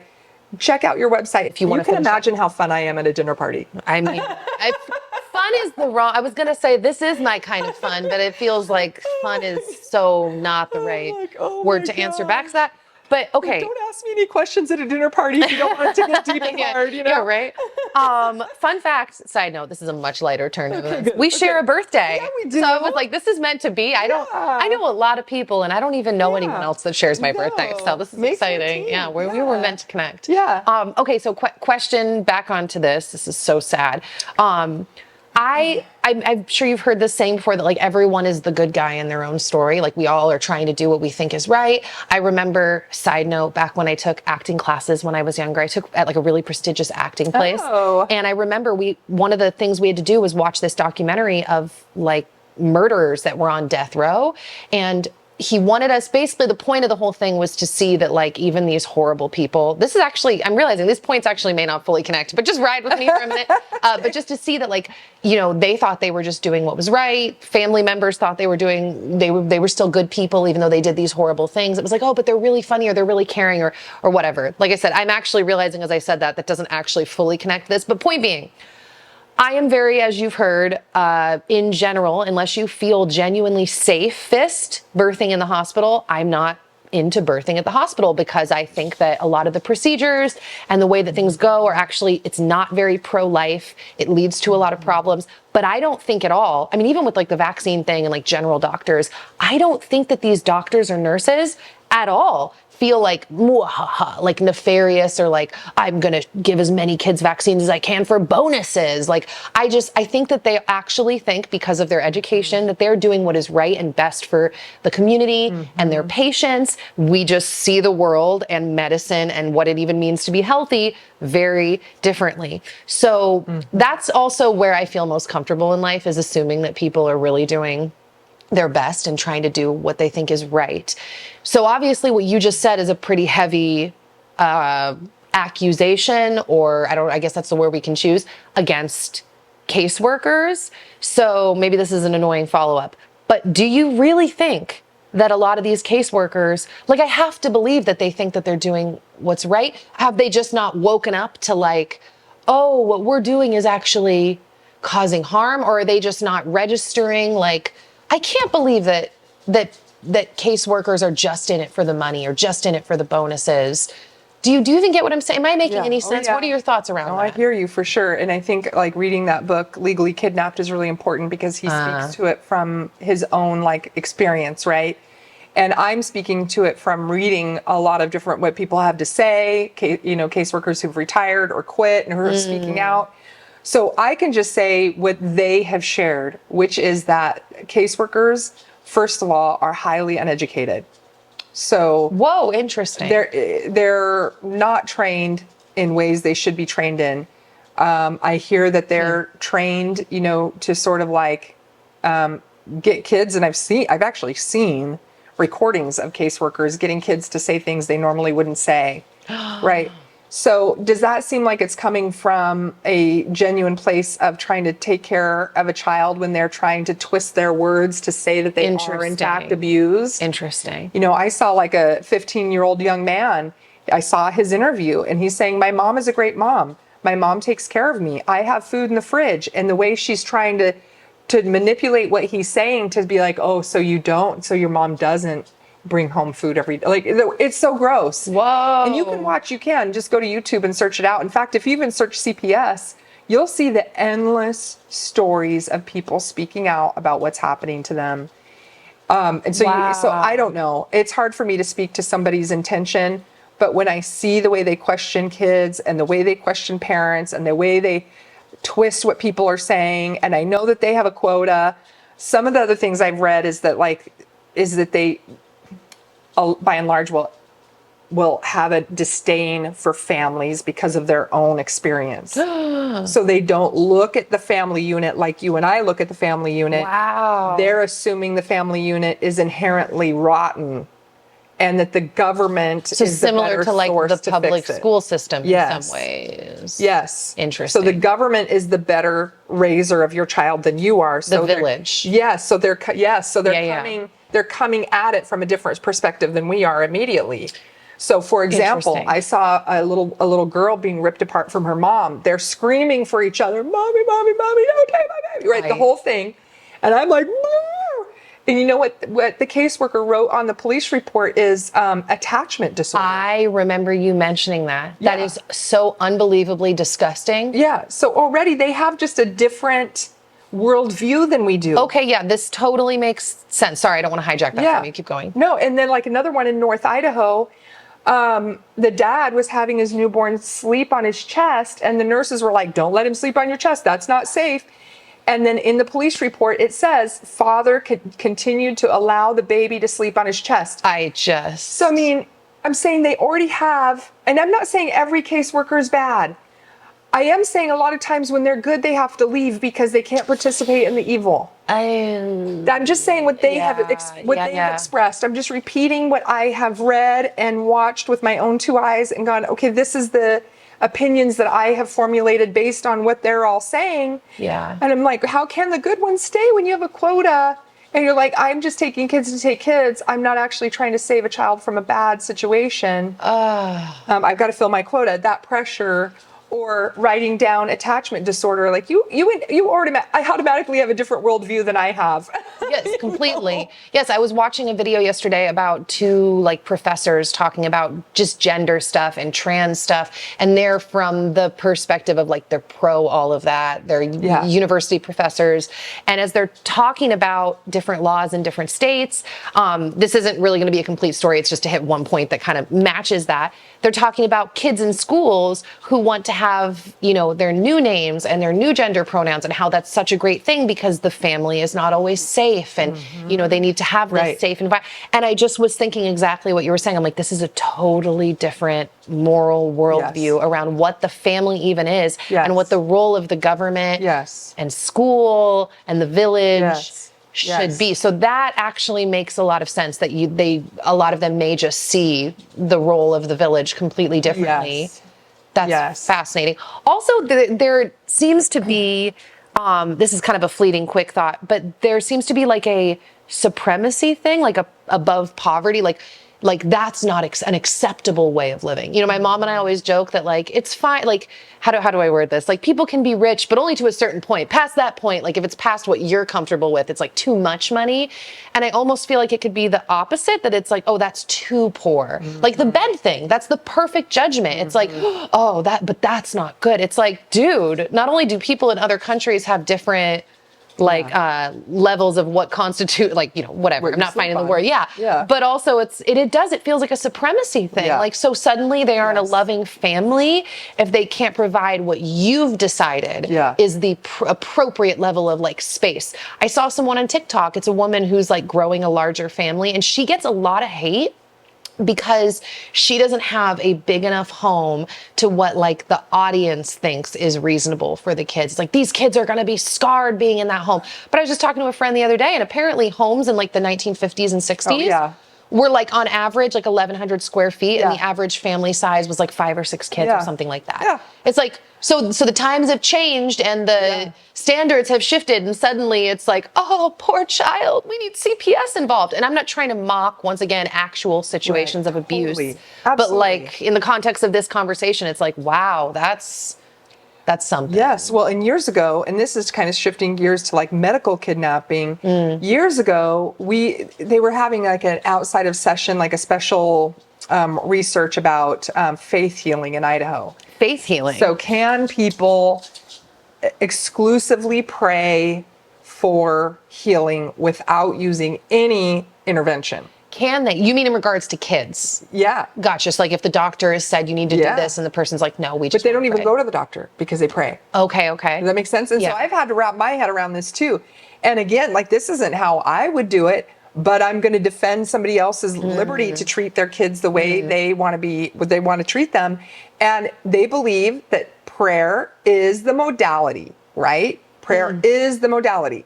So I'm in there getting educated about this whole thing, because at the time I was like, I don't know. Am I that liberty-minded that I would be like, okay, you can just pray? And then I'm like, did I hear myself say just pray? Yeah, As if yeah. I'm reducing prayer to like what? Yeah, Like nothing? nothing. So I'm like, wait, I had to question my own principles and values, and I actually really like that. I like to be forced to rethink something. So I'm attending this whole thing and listening to testimonies, and listening to people talk about it, people who were brought up in the faith healing, all that kind of stuff.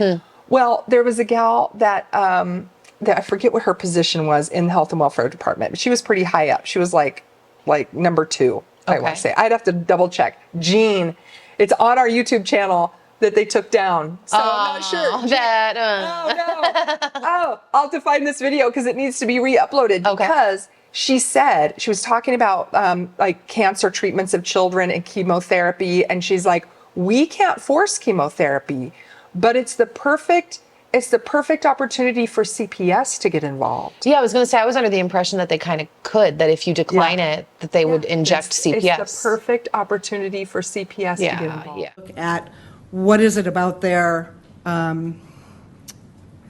attitudes that say we just don't believe in doctors, or we just don't believe in the chemicals that are involved in chemotherapy, and we really just want it to be immunotherapy only, or we want it to be vitamin only, because I believe that I'm holistic and I just want vitamins, and I'm not being neglectful.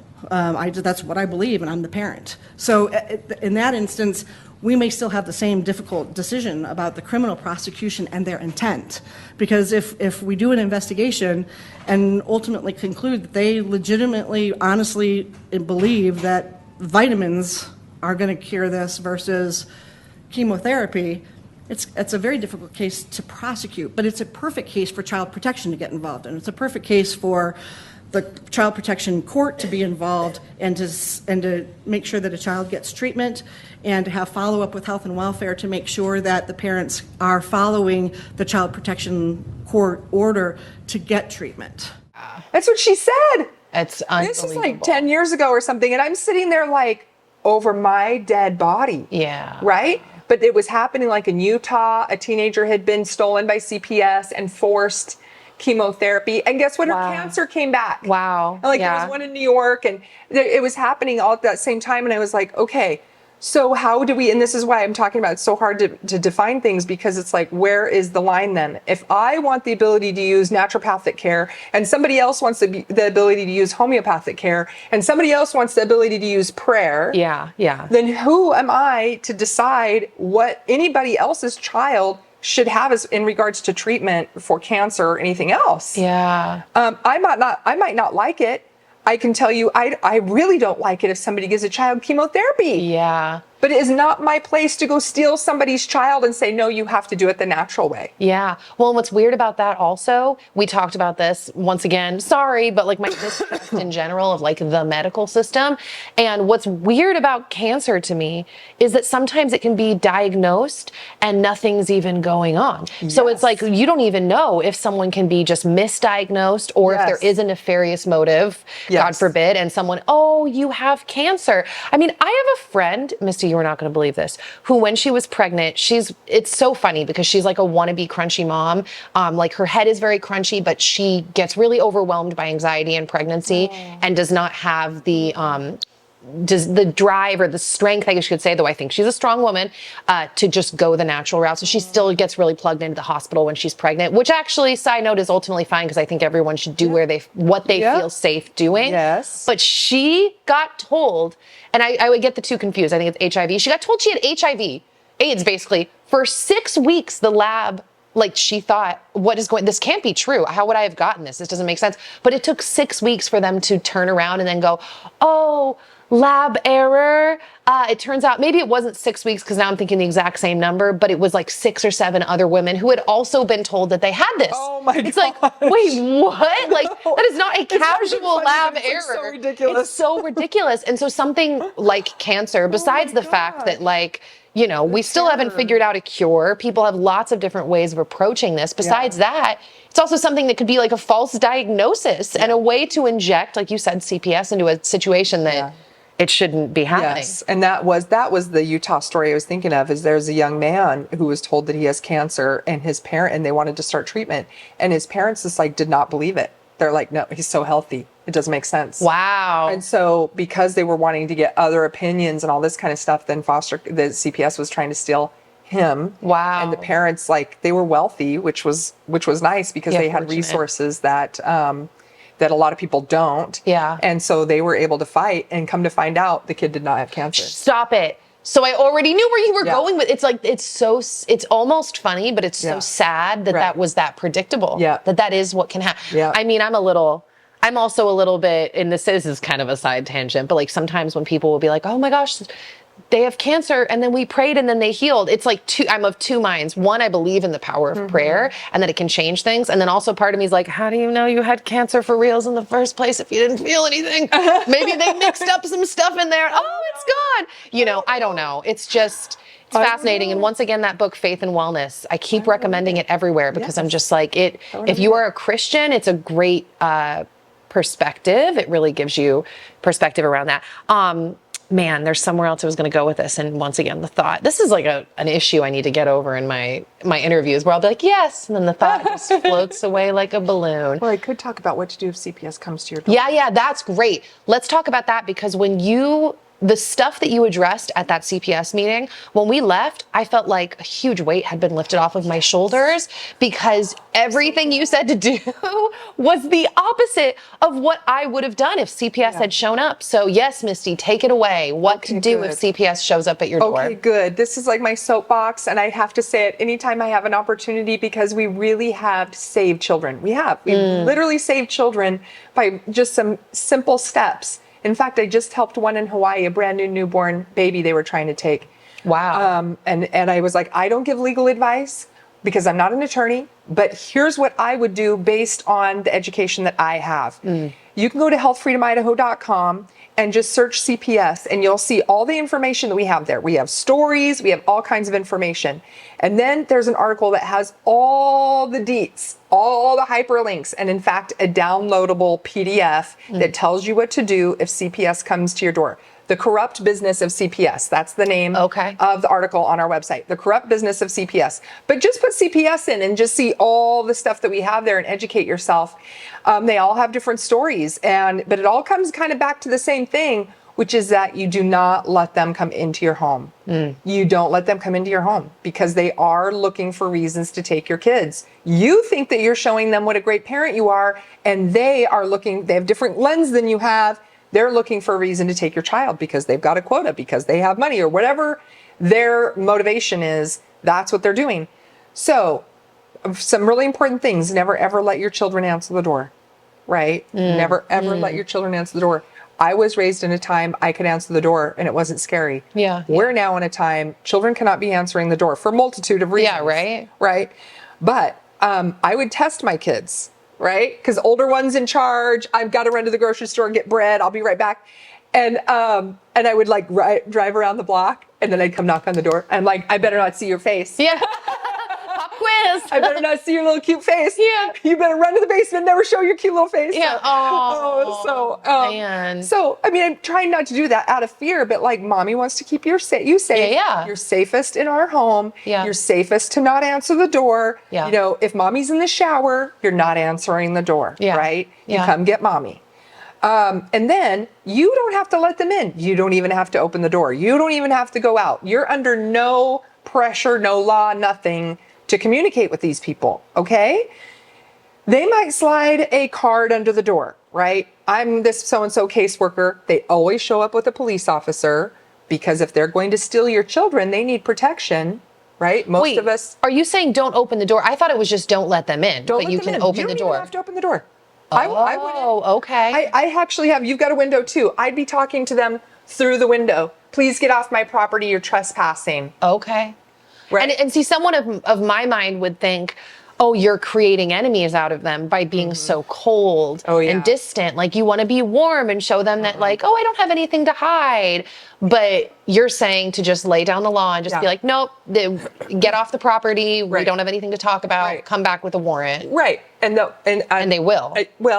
Maybe, maybe not. Oh, I interesting. mean, judges don't always sign off on a warrant. In fact, I've actually seen people show up with fake warrants, you guys. Stop it. What? Yeah. So fake warrants. So Whoa. educate yourself, search out what a warrant is supposed to look like. That way, if they show up with something that's a warrant, I saw a parent that got this fake warrant and they're like, it didn't have the seal. It didn't have a real signature. It was a printed signature. He held them at the door. He's like, okay, I'll take your warrant. I'm going to check and see if this is real. You stay outside. He called, and sure enough, it was a fake warrant. And he was like, get off my property. Wow. Yeah. That is wild. Yeah. I would not have even known what was a fake warrant, what was a real warrant. I wouldn't have known that. Yeah, that's interesting. Okay, so you would like stand at the window or talk through the door. Yeah. I feel like I remember you mentioning something about recording it as well. I would record, Okay. and that's on the PDF, record everything. You get their information, and then here's what I have. Okay. I have an attorney on retainer. I remember you mentioning that, yeah. Because if you are in this position, you've got like 24 to 36 hours before you have to show up in court and fight for your child. And if you're like in that moment trying to find a attorney who is the right mindset attorney that will fight with you, not just do everything CPS says to do, and understands that you're a good parent, if you're a good parent, right? Yeah. You can't build that relationship in you can't find them, build that relationship in like 24 to 36 hours. So my attorney knows me, my attorney knows what I do, my attorney knows my children, my attorney has a retainer. So it's like no thing. If CPS shows up to my door, I'm like, you'll be hearing from my attorney, leave your card, get off my property. Wow. That's how that would go. And I would be recording everything. And then I would call my attorney, here's the caseworker you need to talk to. And I would never talk to that caseworker. I'd let my attorney do it. Okay. Wow, that is, all of that is just opposite of what I would naturally do, which once again is why this information is. Me too. Wow. Absolutely, me too. Absolutely. I would have been saying, look how much I love my children. Of course of course they're well fed. Of course, yes, I would have absolutely done that. But every time I see a parent do that, they lose. Oof. They lose to some degree, and they think they're placating, they're playing nice. They don't care. Because again, for, I'm sure a myriad of reasons, but let's not forget that they have all that money and the pressure of quotas, and they happen to be right here at your house, and they can add one more kid or three more kids or five more kids towards their quota. And I'm really, really glad that you left empowered, because that's my goal. Yeah. Is that a parent feels empowered. I was speaking at Autism One, and the dad came up to me and he said, my wife hasn't left the house for years. She's so afraid that CPS will come while she's gone. Oh my gosh. She won't go on a date night with me. She won't go to the grocery store, nothing. She will not leave this house because of her child who has autism. She was too terrified. And he totally had tears in his eyes. And he said, my wife feels so empowered. Yes, because you take the mystery out of it. Yeah. It's like, okay, encountering what could actually happen, like the reality of it takes the fear off of it. Yeah. Yeah. Which made me happy, because I feel like I talk about really hard stuff, and it's hard to say it, and it's hard to look out at a sea of faces of like horror. And I'm like, I'm so sorry. Yeah. But if you're leaving, empowered with what to do and some plans of action, that's my goal. Because listen, every parent that I have decided to help, because I have to obviously do a little research and stuff, make sure that you're not helping like a psychopath. Yeah, I'm not helping an actual abuser. Yeah. But every parent I've helped, they have gotten their kids back. Which says so much. Or haven't lost their kids in the first place. Yeah. Yeah. And every state has different laws. You need to know what your laws are. You definitely need to know, like in Idaho, everybody's a mandatory reporter. Yeah. That's why the nosy neighbor can call and say the kids are playing outside too long. Because some neighbors take it very seriously. I'm a mandatory reporter and those kids are outside, Which is just crazy. But yes, knowing all of this takes the mystery away good. from it, which is, the scariest part. I'm so glad. But it makes sense when you lay all this out, because it feels like the same thing as like if you're have a run-in with an officer and it's like anything you say can and will be used against you. So I feel like I've learned in recent years, you don't say anything. Yeah. You say nothing. And so it just feels kind of like the same thing. Okay, so I have another devil's advocate question. You're probably, whatever you say, I'm sure is going to make complete sense, but I'm just kind of processing through it in my head and not really coming up with an answer. So what about people who would say, like, see, you know, privatizing things? Because there's a lot of people, I have conversations a lot on my channel and on my Instagram around this idea of taxation being theft. And people get really mad at me and they violently want to protect or fight against me about, you know, firefighters and policemen and all these things. Well, CPS is an example of something that, you know, okay, it's privatized, it's for profit, right? I know you said that they receive some money like through Social Security. Yeah, it's all government funded and somehow it's private. So it's both. Yeah, I mean, they do these weird hybrids, right? Where they use your tax money against you, but it's for profit, right? It's not a nonprofit. It's a for-profit government entity. Interesting. I mean, as you're saying this, my brain is kind of already connecting these dots of answering maybe the question I was going to ask is like, what would you say to someone who's like, yeah, let's get it shouldn't be a private thing. It shouldn't be for profit. Like however many kids you have, you make this much money. But I guess, well, yeah, like what would you say to that? I guess it's just an entirely different worldview, once again, of the family in general. Yes. And there is actually a nonprofit called Safe Families for Kids. Huh. This is actually how it's meant to be. They partner with the churches. Okay. So a church has to be willing to partner with Safe Families for Kids. So for those of you who are involved in your church, you can go to them and be like, hey, can we partner with Safe Families for Kids? That way people who are wanting to be like foster parents, actually, you can do it a different way. And I'm going to give you a scenario of how this would work really well because I lived it and this is my own lived experience. I was bedridden with my pain, absolutely bedridden. I could not go to the grocery store. I could not get up and get my kids to school. I needed help from my community on every level, right? I had people who were taking my kids to school. I had people who were taking them to daycare. I had people who were picking up my groceries. I had people, my community came together for me. Now imagine, and I've heard of plenty of stories like this where one of the parents are sick and then their children are taken. They were my sole reason to live. They were my sole focus. I didn't want to lose time with them.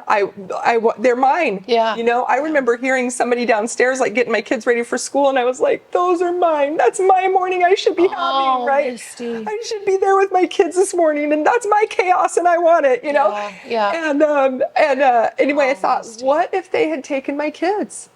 People die. In my situation, they die. Because they lose their whole focus, right? That's what happens with foster care. If they're like, hey, my neighbor is having everybody else do her job and she's not doing it because she's not able, we better take those kids. Now, Safe Families for Kids would be the church, which is what I orchestrated myself with my own community. But your church would be like, hey, Misty, what is it that you need? We're going to work with Safe Families for Kids to make sure your kids are safe in your home and you have everything you need. Interesting. That's the community. Okay. That's the church. That's how it should work. Yeah. So kind of like the Dream Center, like I mentioned, filling in these gaps of like, okay, they need help with this. Yes. To keep them united. Let's say a parent has a drug addiction, right? Then me as like a foster mom, but working with Safe Families for Kids, I'd be like, hey, the kids can stay with me. I have all these kids. I've got plenty of room. Let's bring the kids over here. And then somebody more trained in drug addiction could help the parent who has the drug addiction issue. Wow. Right? So they're getting help and care and prayer. Children aren't being ripped away. It's more like the parent is saying, you're going to be safer with Misty for now. Yeah. I've got to get help. Yeah. And I'm going to get the help I need so that we can be back together. Yes, that's so different. Totally different experience. Nobody's look at their private parts. Yeah. They're assimilating into my home with no like blockage of mom of like, okay, mom is going to have a break. We're going to go visit mom. Yes. Because the goal is reuniting, not getting the bonus to adopt out to another family. Yes, and even the court being involved in things like those court visits. There's a YouTuber that I watched. She was like a prison YouTuber because she's like been to prison. Now she talks about other things as well. But she had her kids taken away from her for a period of time. And when she would talk about what that process looked like of showing up to court, and then her kids were moved to a completely different county. Yep. And so for her to drive, it was like she had all these requirements of the apartment and her job. But then she also needed to see her kids, but her kids were an hour and a half away. So it was a 3-hour round trip plus the visit with the kids. She was like barely surviving, barely hanging on. And like you said, when the kids are not even able to be nearby or present, and that's supposed to be a huge part of like your motivating factor to live or get clean or I mean, it kind of, in some ways, and I know it's not the same thing, but in some ways it kind of reminds me of of prison, like when you've isolated absolutely. them from real life. It's like, well, what do they have to live for now? Absolutely. Taking them out of it. Yep. And then they start taking the phones away from the kids. And so they have like a lifeline that's gone. Oh, they're grounded. They lost the privileges of their phone or whatever. And now you've lost that lifeline also. Yeah. It's horrible destruction of the fabric of the family. And it's, yeah. And if you participate too much in it, you'll lose your kids. That's just how it goes. Oh, that's so sad. That's just how it goes. So, but the silver lining here is like something like Safe Families for Kids, and there should be more of those, right?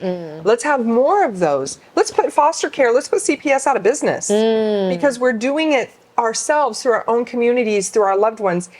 It's the training of people to, first of all, follow orders. Like, okay, you just have to take my kid. Okay, I'm just going to turn my kid over. Oh, right? gosh. Because you guys know better than I do, right? Yeah, It's this like whole like psychological training, but it's also looking to the government for your solutions rather than looking to your community for your solutions, which is really, I believe, God designed and constitutional republic designed that you look within each other to support each other, instead of narking on each other to the government. Oh my gosh. What is it that you need that I can help you? I see your kids are playing outside a lot.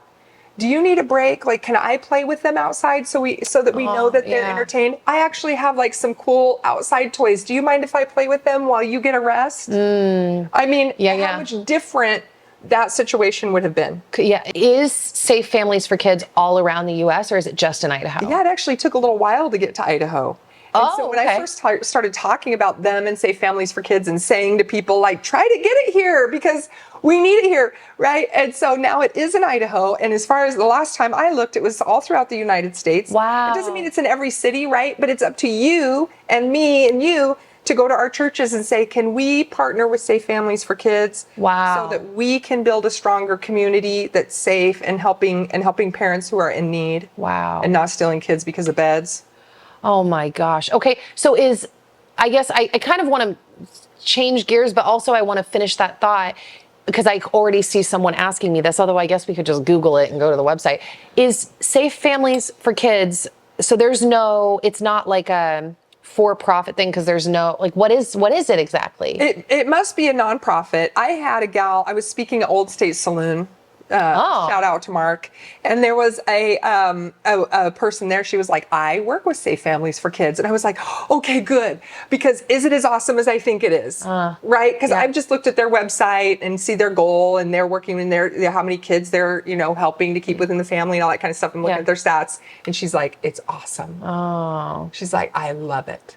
And she was saying that she wanted to be a foster parent and was like not going to participate in the stealing of children, trafficking of children with our tax money, dude. And so she was doing Safe Families for Kids. So it is as much as I know is that it's a nonprofit, and they team up with churches, and so they rely a lot on donations. Okay, right, because you got to have money. Yeah, and that firsthand experience, she loved it. Awesome. Well, noted. Now switching gears, if that's okay, because I feel like it's really hard with some of these interviews. It's like, I want them to be long form. And then also I'm like, I could talk to people for like 6 hours. Yeah. So I'm like, okay, on to the next one. But this has just been so informative. And I'm positive that there are going to be people out there that watch that and you're just like blowing their mind, opening their eyes, and giving them peace, hopefully, like you did to me. So good. So this is another topic that I know lots of moms, lots of people, but a lot of moms have really been caring about or talking about a lot online recently.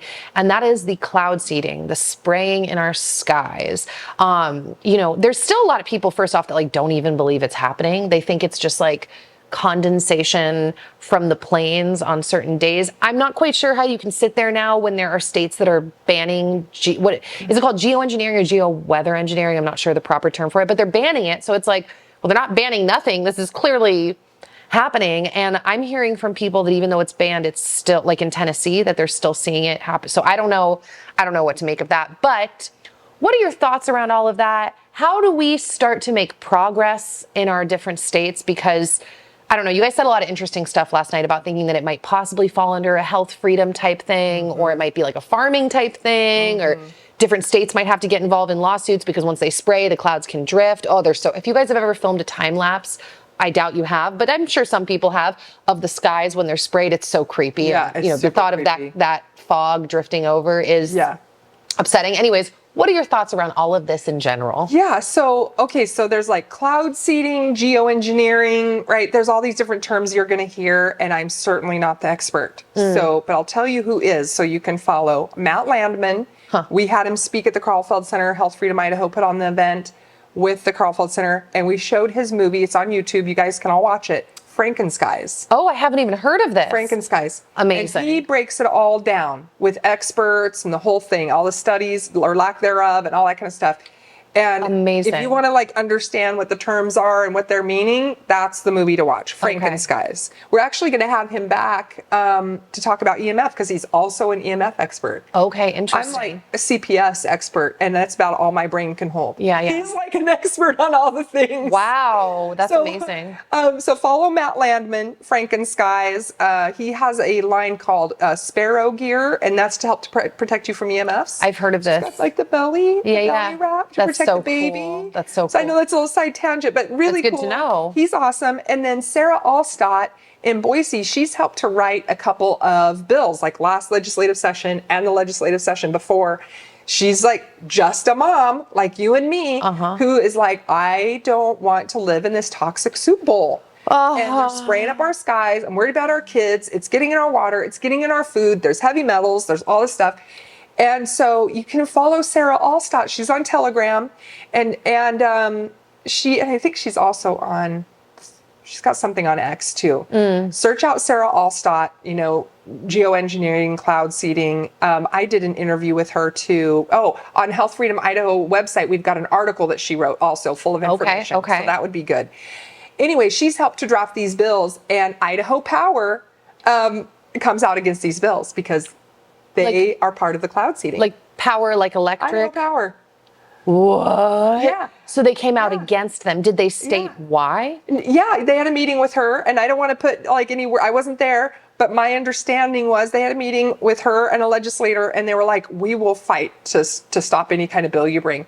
Because I don't know if you guys know this, but years and years ago, I was like, you guys, like, I want to say 8 years ago, like, you guys see what's happening? They're doing cloud seeding, snowy, all these different things. Idaho Power literally sent out a letter that I read on my YouTube channel. They are weather manipulating. They're telling you they are. So the fact that people were like, this sounds like tinfoil hat, Idaho Power is telling you they're participating in weather modification. And the farmers are saying we need it or we won't have food. Just like they're saying we have to have GMO ready seeds and we have to have glyphosate or we won't have food. So the fear mongering always, I mean, it's got to sound familiar to some of us by now. Yeah. The fear mongering in order to give up your freedom or to accept poison. Yeah. And so that's where it's at. These bills have gone right into the drawer. One of them that she had that was just asking for transparency. And the drawer you said means like buy. Yeah. So the chairman has the ability to see a bill and go, we're not going to hear it. And he puts it in the drawer. So it never gets heard. It never has a debate. It never has a vote. It never goes to the floor. It never gets any traction because it just goes right into the drawer. Wow. Or sometimes they take a good bill like her bill, which is a transparency bill, which is just to say, you have to tell us what this is you're spraying on us. And they floored it. They shredded this bill and then it becomes something totally different that it never even started being. And now it like shut down one district. You know, there was like one bill that passed to shut down one district that we haven't even used in 10 years. And they're like, we passed a bill. It did nothing. Wow. It literally did nothing. So wait, why do we think that Idaho Power is involved in this at all? They tell you because of climate? But I mean, like, why? What are their motives? Yeah. Is it because of climate change and their involvement in powering homes? Yeah. Interesting. Okay. Because that's pretty much in general always the argument for it, right? Is climate change and needing to protect us from the sun. Yes. It's so disgusting. So go to Health Freedom Idaho Rumble channel and watch my interview with Sarah Allstott. Okay. It was so incredible. She's the one that's wrapped her mind around it and would be, you know, if you wanted to interview somebody about it, it's Sarah Allstott. Really have She's the one who's done the deep diving on it. And now I think, please be praying with us, but I think next year is the year for the cloud seeding weather modification stuff. I believe this year was Medical Freedom Act. Next year, I think it's the weather manipulation cloud, whatever's going on in the skies. And to your point about Tennessee, you know, they passed something, but it didn't stop it. And Matt Landman told me, he's like, that's not going to stop it. Wow. So the states collectively have to be making a no, but then I think federally, we have to say, you have to stop doing that to us, because as states, again, we're sovereign. So again, like looking to the feds and going, that's not your place. That's not your job. Okay. We, the states, are sovereign. We, the individual, are the most sovereign. And we, the people, are saying stop, right? Wow. Yeah. But it is global. I mean, I've been to Sweden. I've been to Italy. I've been to Florida.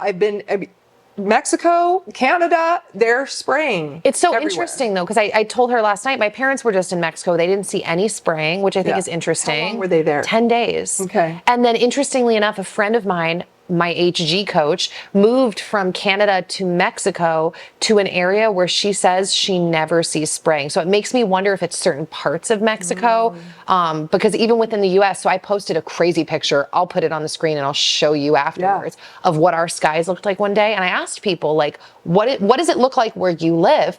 And a lot of people were like, this is my sky every single day. Some people were like, I never see stripes in the sky. Like, it was I'd say the majority said their sky is littered with it, or they'd be like, some days it's crazy and then days we'll see nothing. But there were a handful of people that were like, we don't have this in our skies yet. So it's kind of interesting just to see where things are being rolled out. But anyways, that's kind of besides the point, but not really. Yeah, I wish I knew why, Matt Landman said, I just interviewed him for the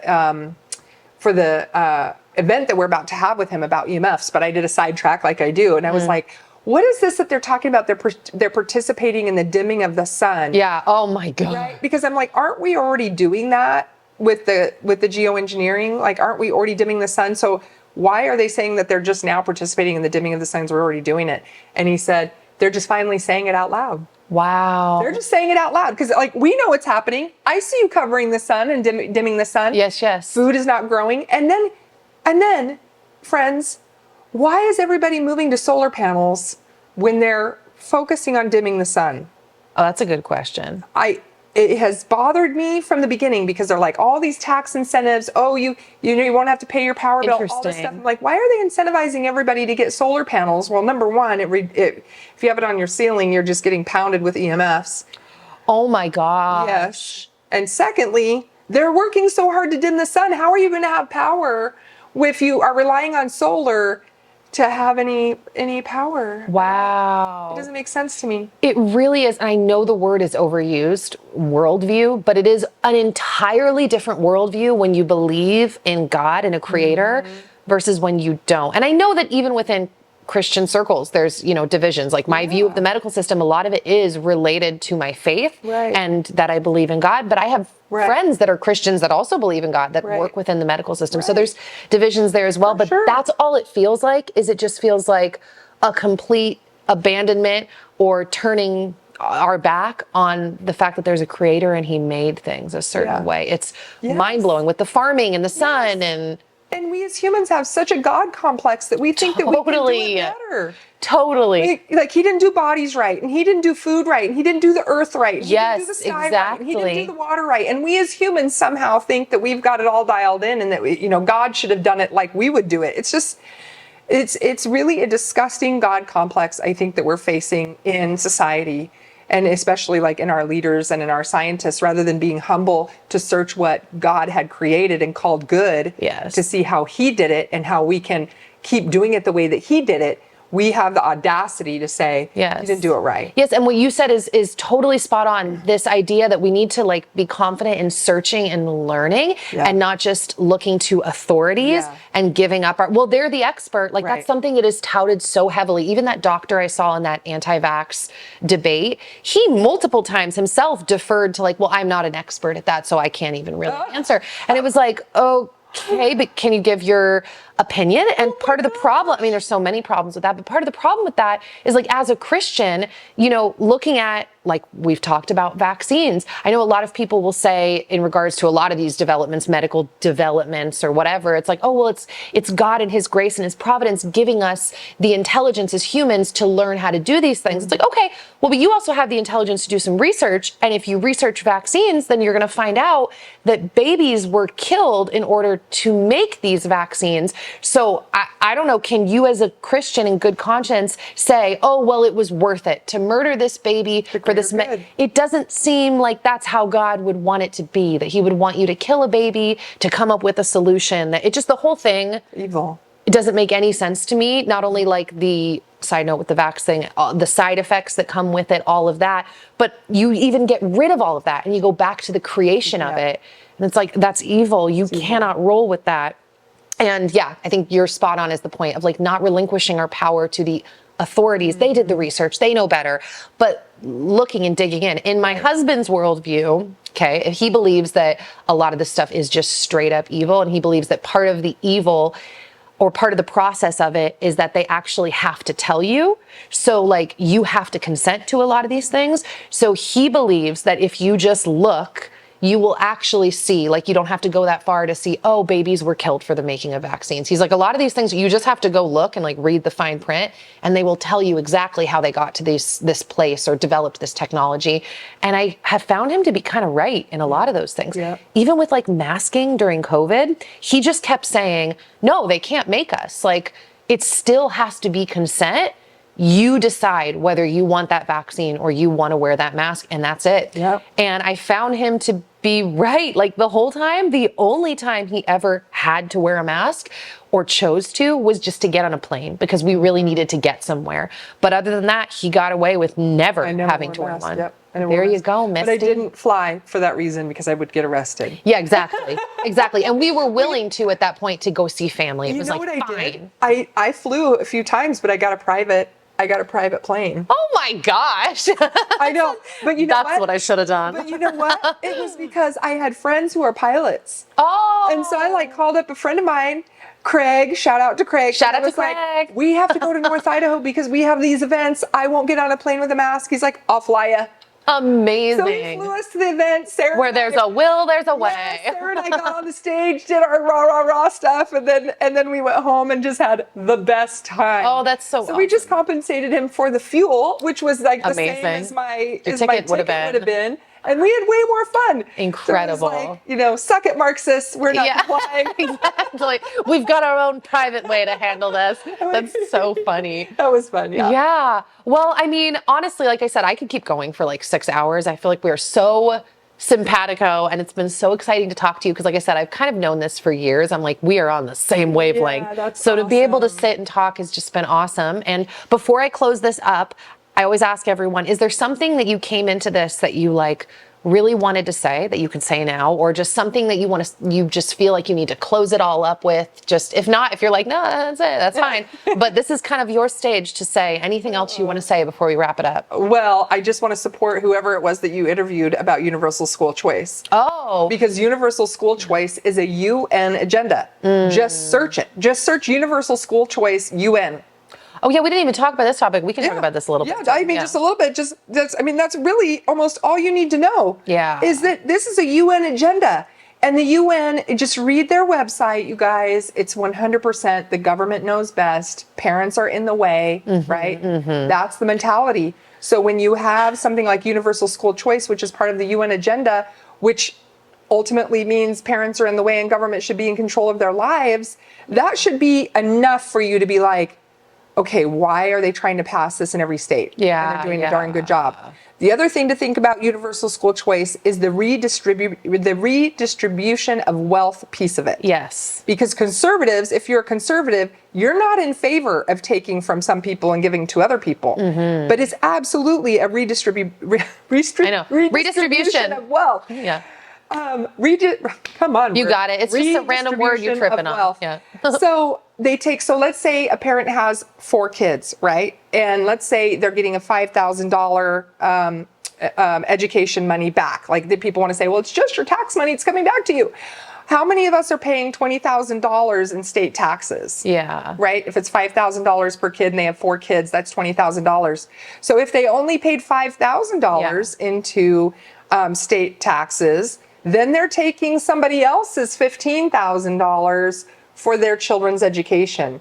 So I'm anti-redistribution of wealth. Yeah. And that's what it is. So just those 2 points alone should cause you to look into this a little bit further, Look into states who've already passed it, who are now trying to roll it back because they realize that the government, that's interesting. Because the government now has a foot in the door of deciding their curriculum. Yes, exactly. Oh, Aren't people getting out of government institutions because they want to direct the education of their own children? Yeah. When you're taking that money, it always comes with strings attached, even if it's your own money coming back to, even if it's your money coming to me. Yeah. It always comes with strings attached. So it's very naive to think that we're just going to get our own money back. There's not going to be any strings attached, that it has nothing to do with the UN, and that it's a conservative principle. It isn't. No. I interviewed Scott Herndon from up north. He was a legislator.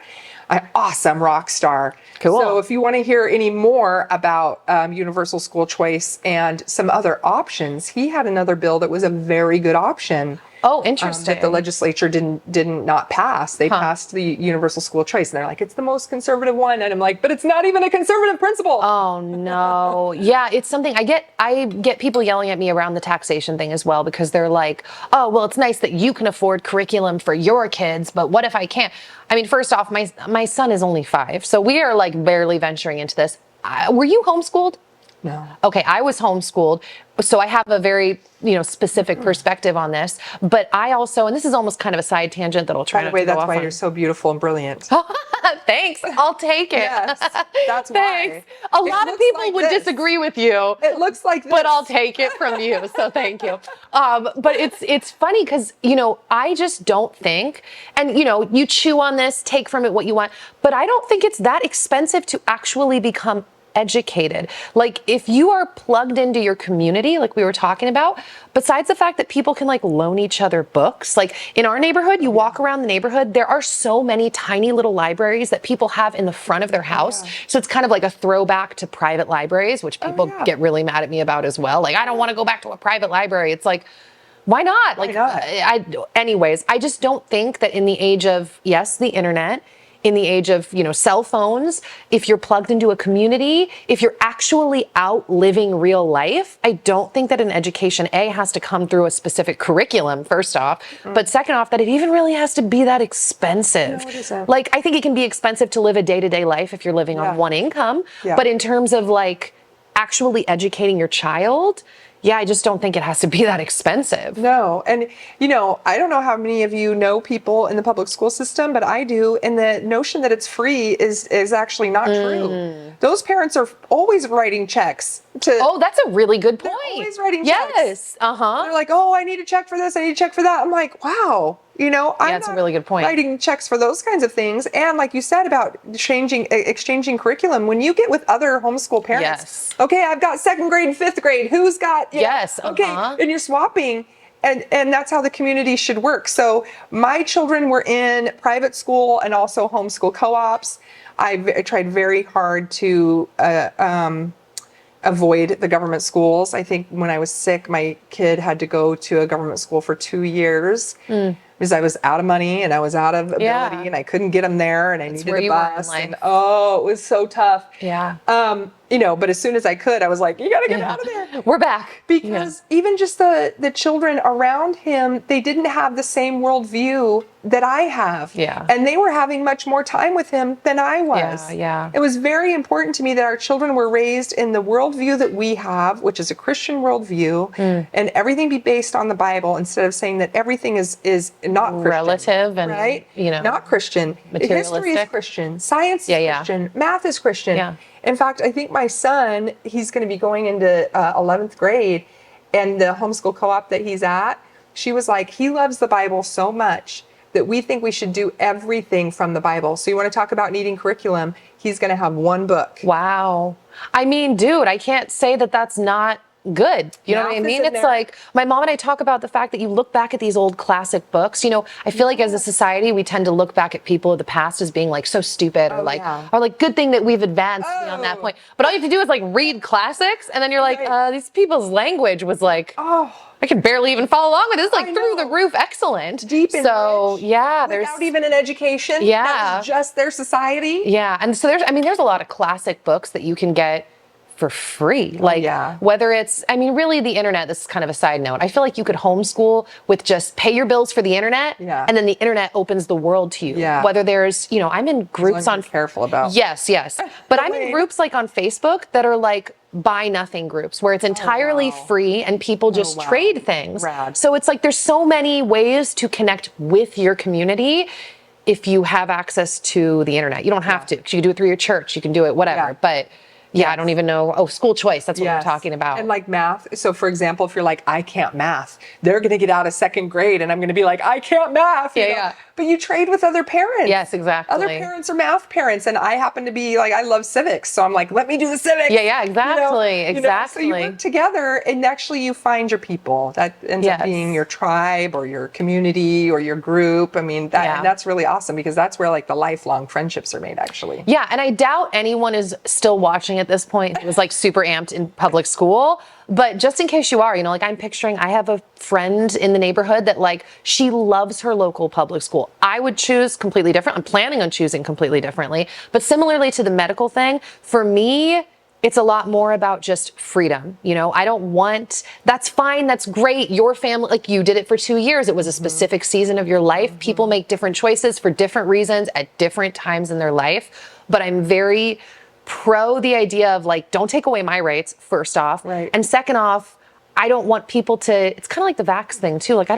mean, I guess they can see it this way, but I don't want you to see me as stupid for choosing differently because I think that my perspective is actually educated and totally valid. And so I deserve the freedom to make this choice for my family and you can go ahead and choose differently for yours. You know, a lot of people get freaked out by like Christian nationalists or just people with our perspective is like, we're trying to take over everything and like control everyone else. It's like, no, do I have an opinion on what could be best for people? Yes, but I'm not trying to control you. Just don't control me. Is kind of the bottom line. Totally. Freedom. I mean, there's some parents who are doing like total unschooling.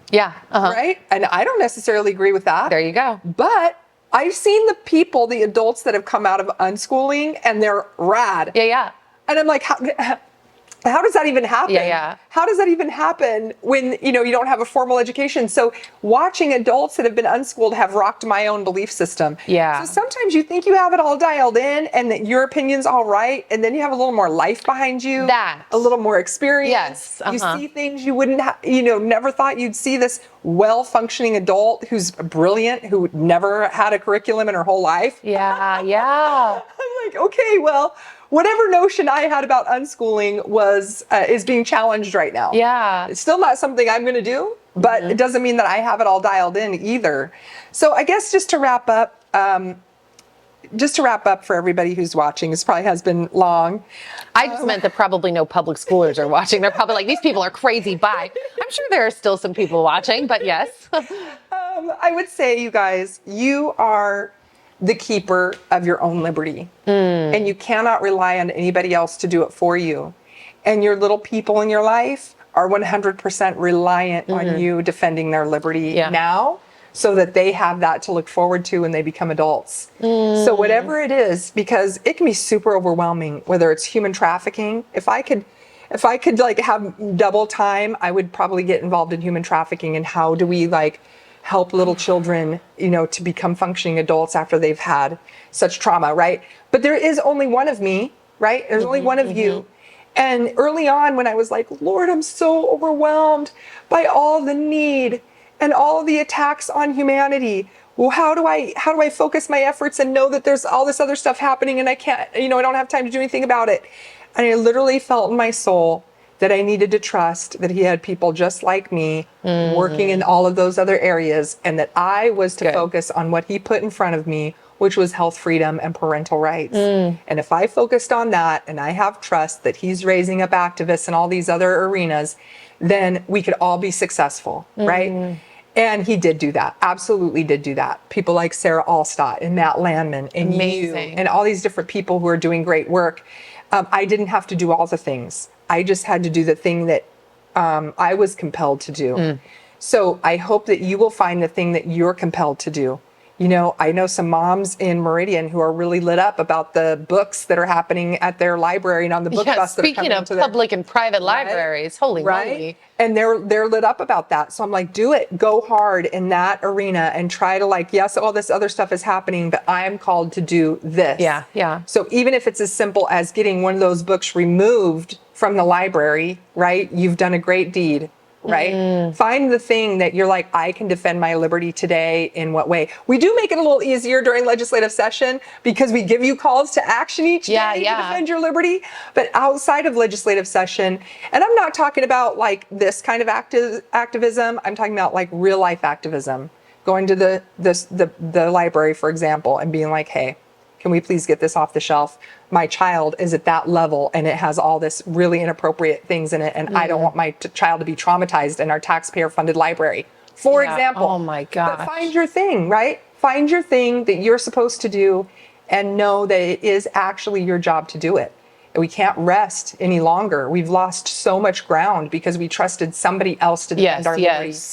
Today, now is the time. Start today. What can I do today to purposefully defend my liberty for myself and my generations? All that's so good, Misty, and I completely agree with you. Just this idea of like, we are the front line of our protection, our health, change in our community. I love all of that. And I'm so grateful that I got to have this conversation with you. And like I said, I could literally talk to you for like another 6 hours. So we might have to do this again because it's so fun. You're just fascinating. Give me another reason to come to North Yeah, Idaho. I will do that. I know. I was maybe going to come down to South Idaho. And then she's like, I'll come up there. I'm like, well, that is easier with the two babies. So come on up. Mine are grown, driving, all kinds of stuff. We will have you back. Oh, I love to come up here. It's so gorgeous. The people are so genuine. They just get it, you know, in their soul. They crave liberty. And like, I feel at home here. I know. I do love that about this community. I feel very at home in that sense. It's just awesome. So, all right, guys. So that is it.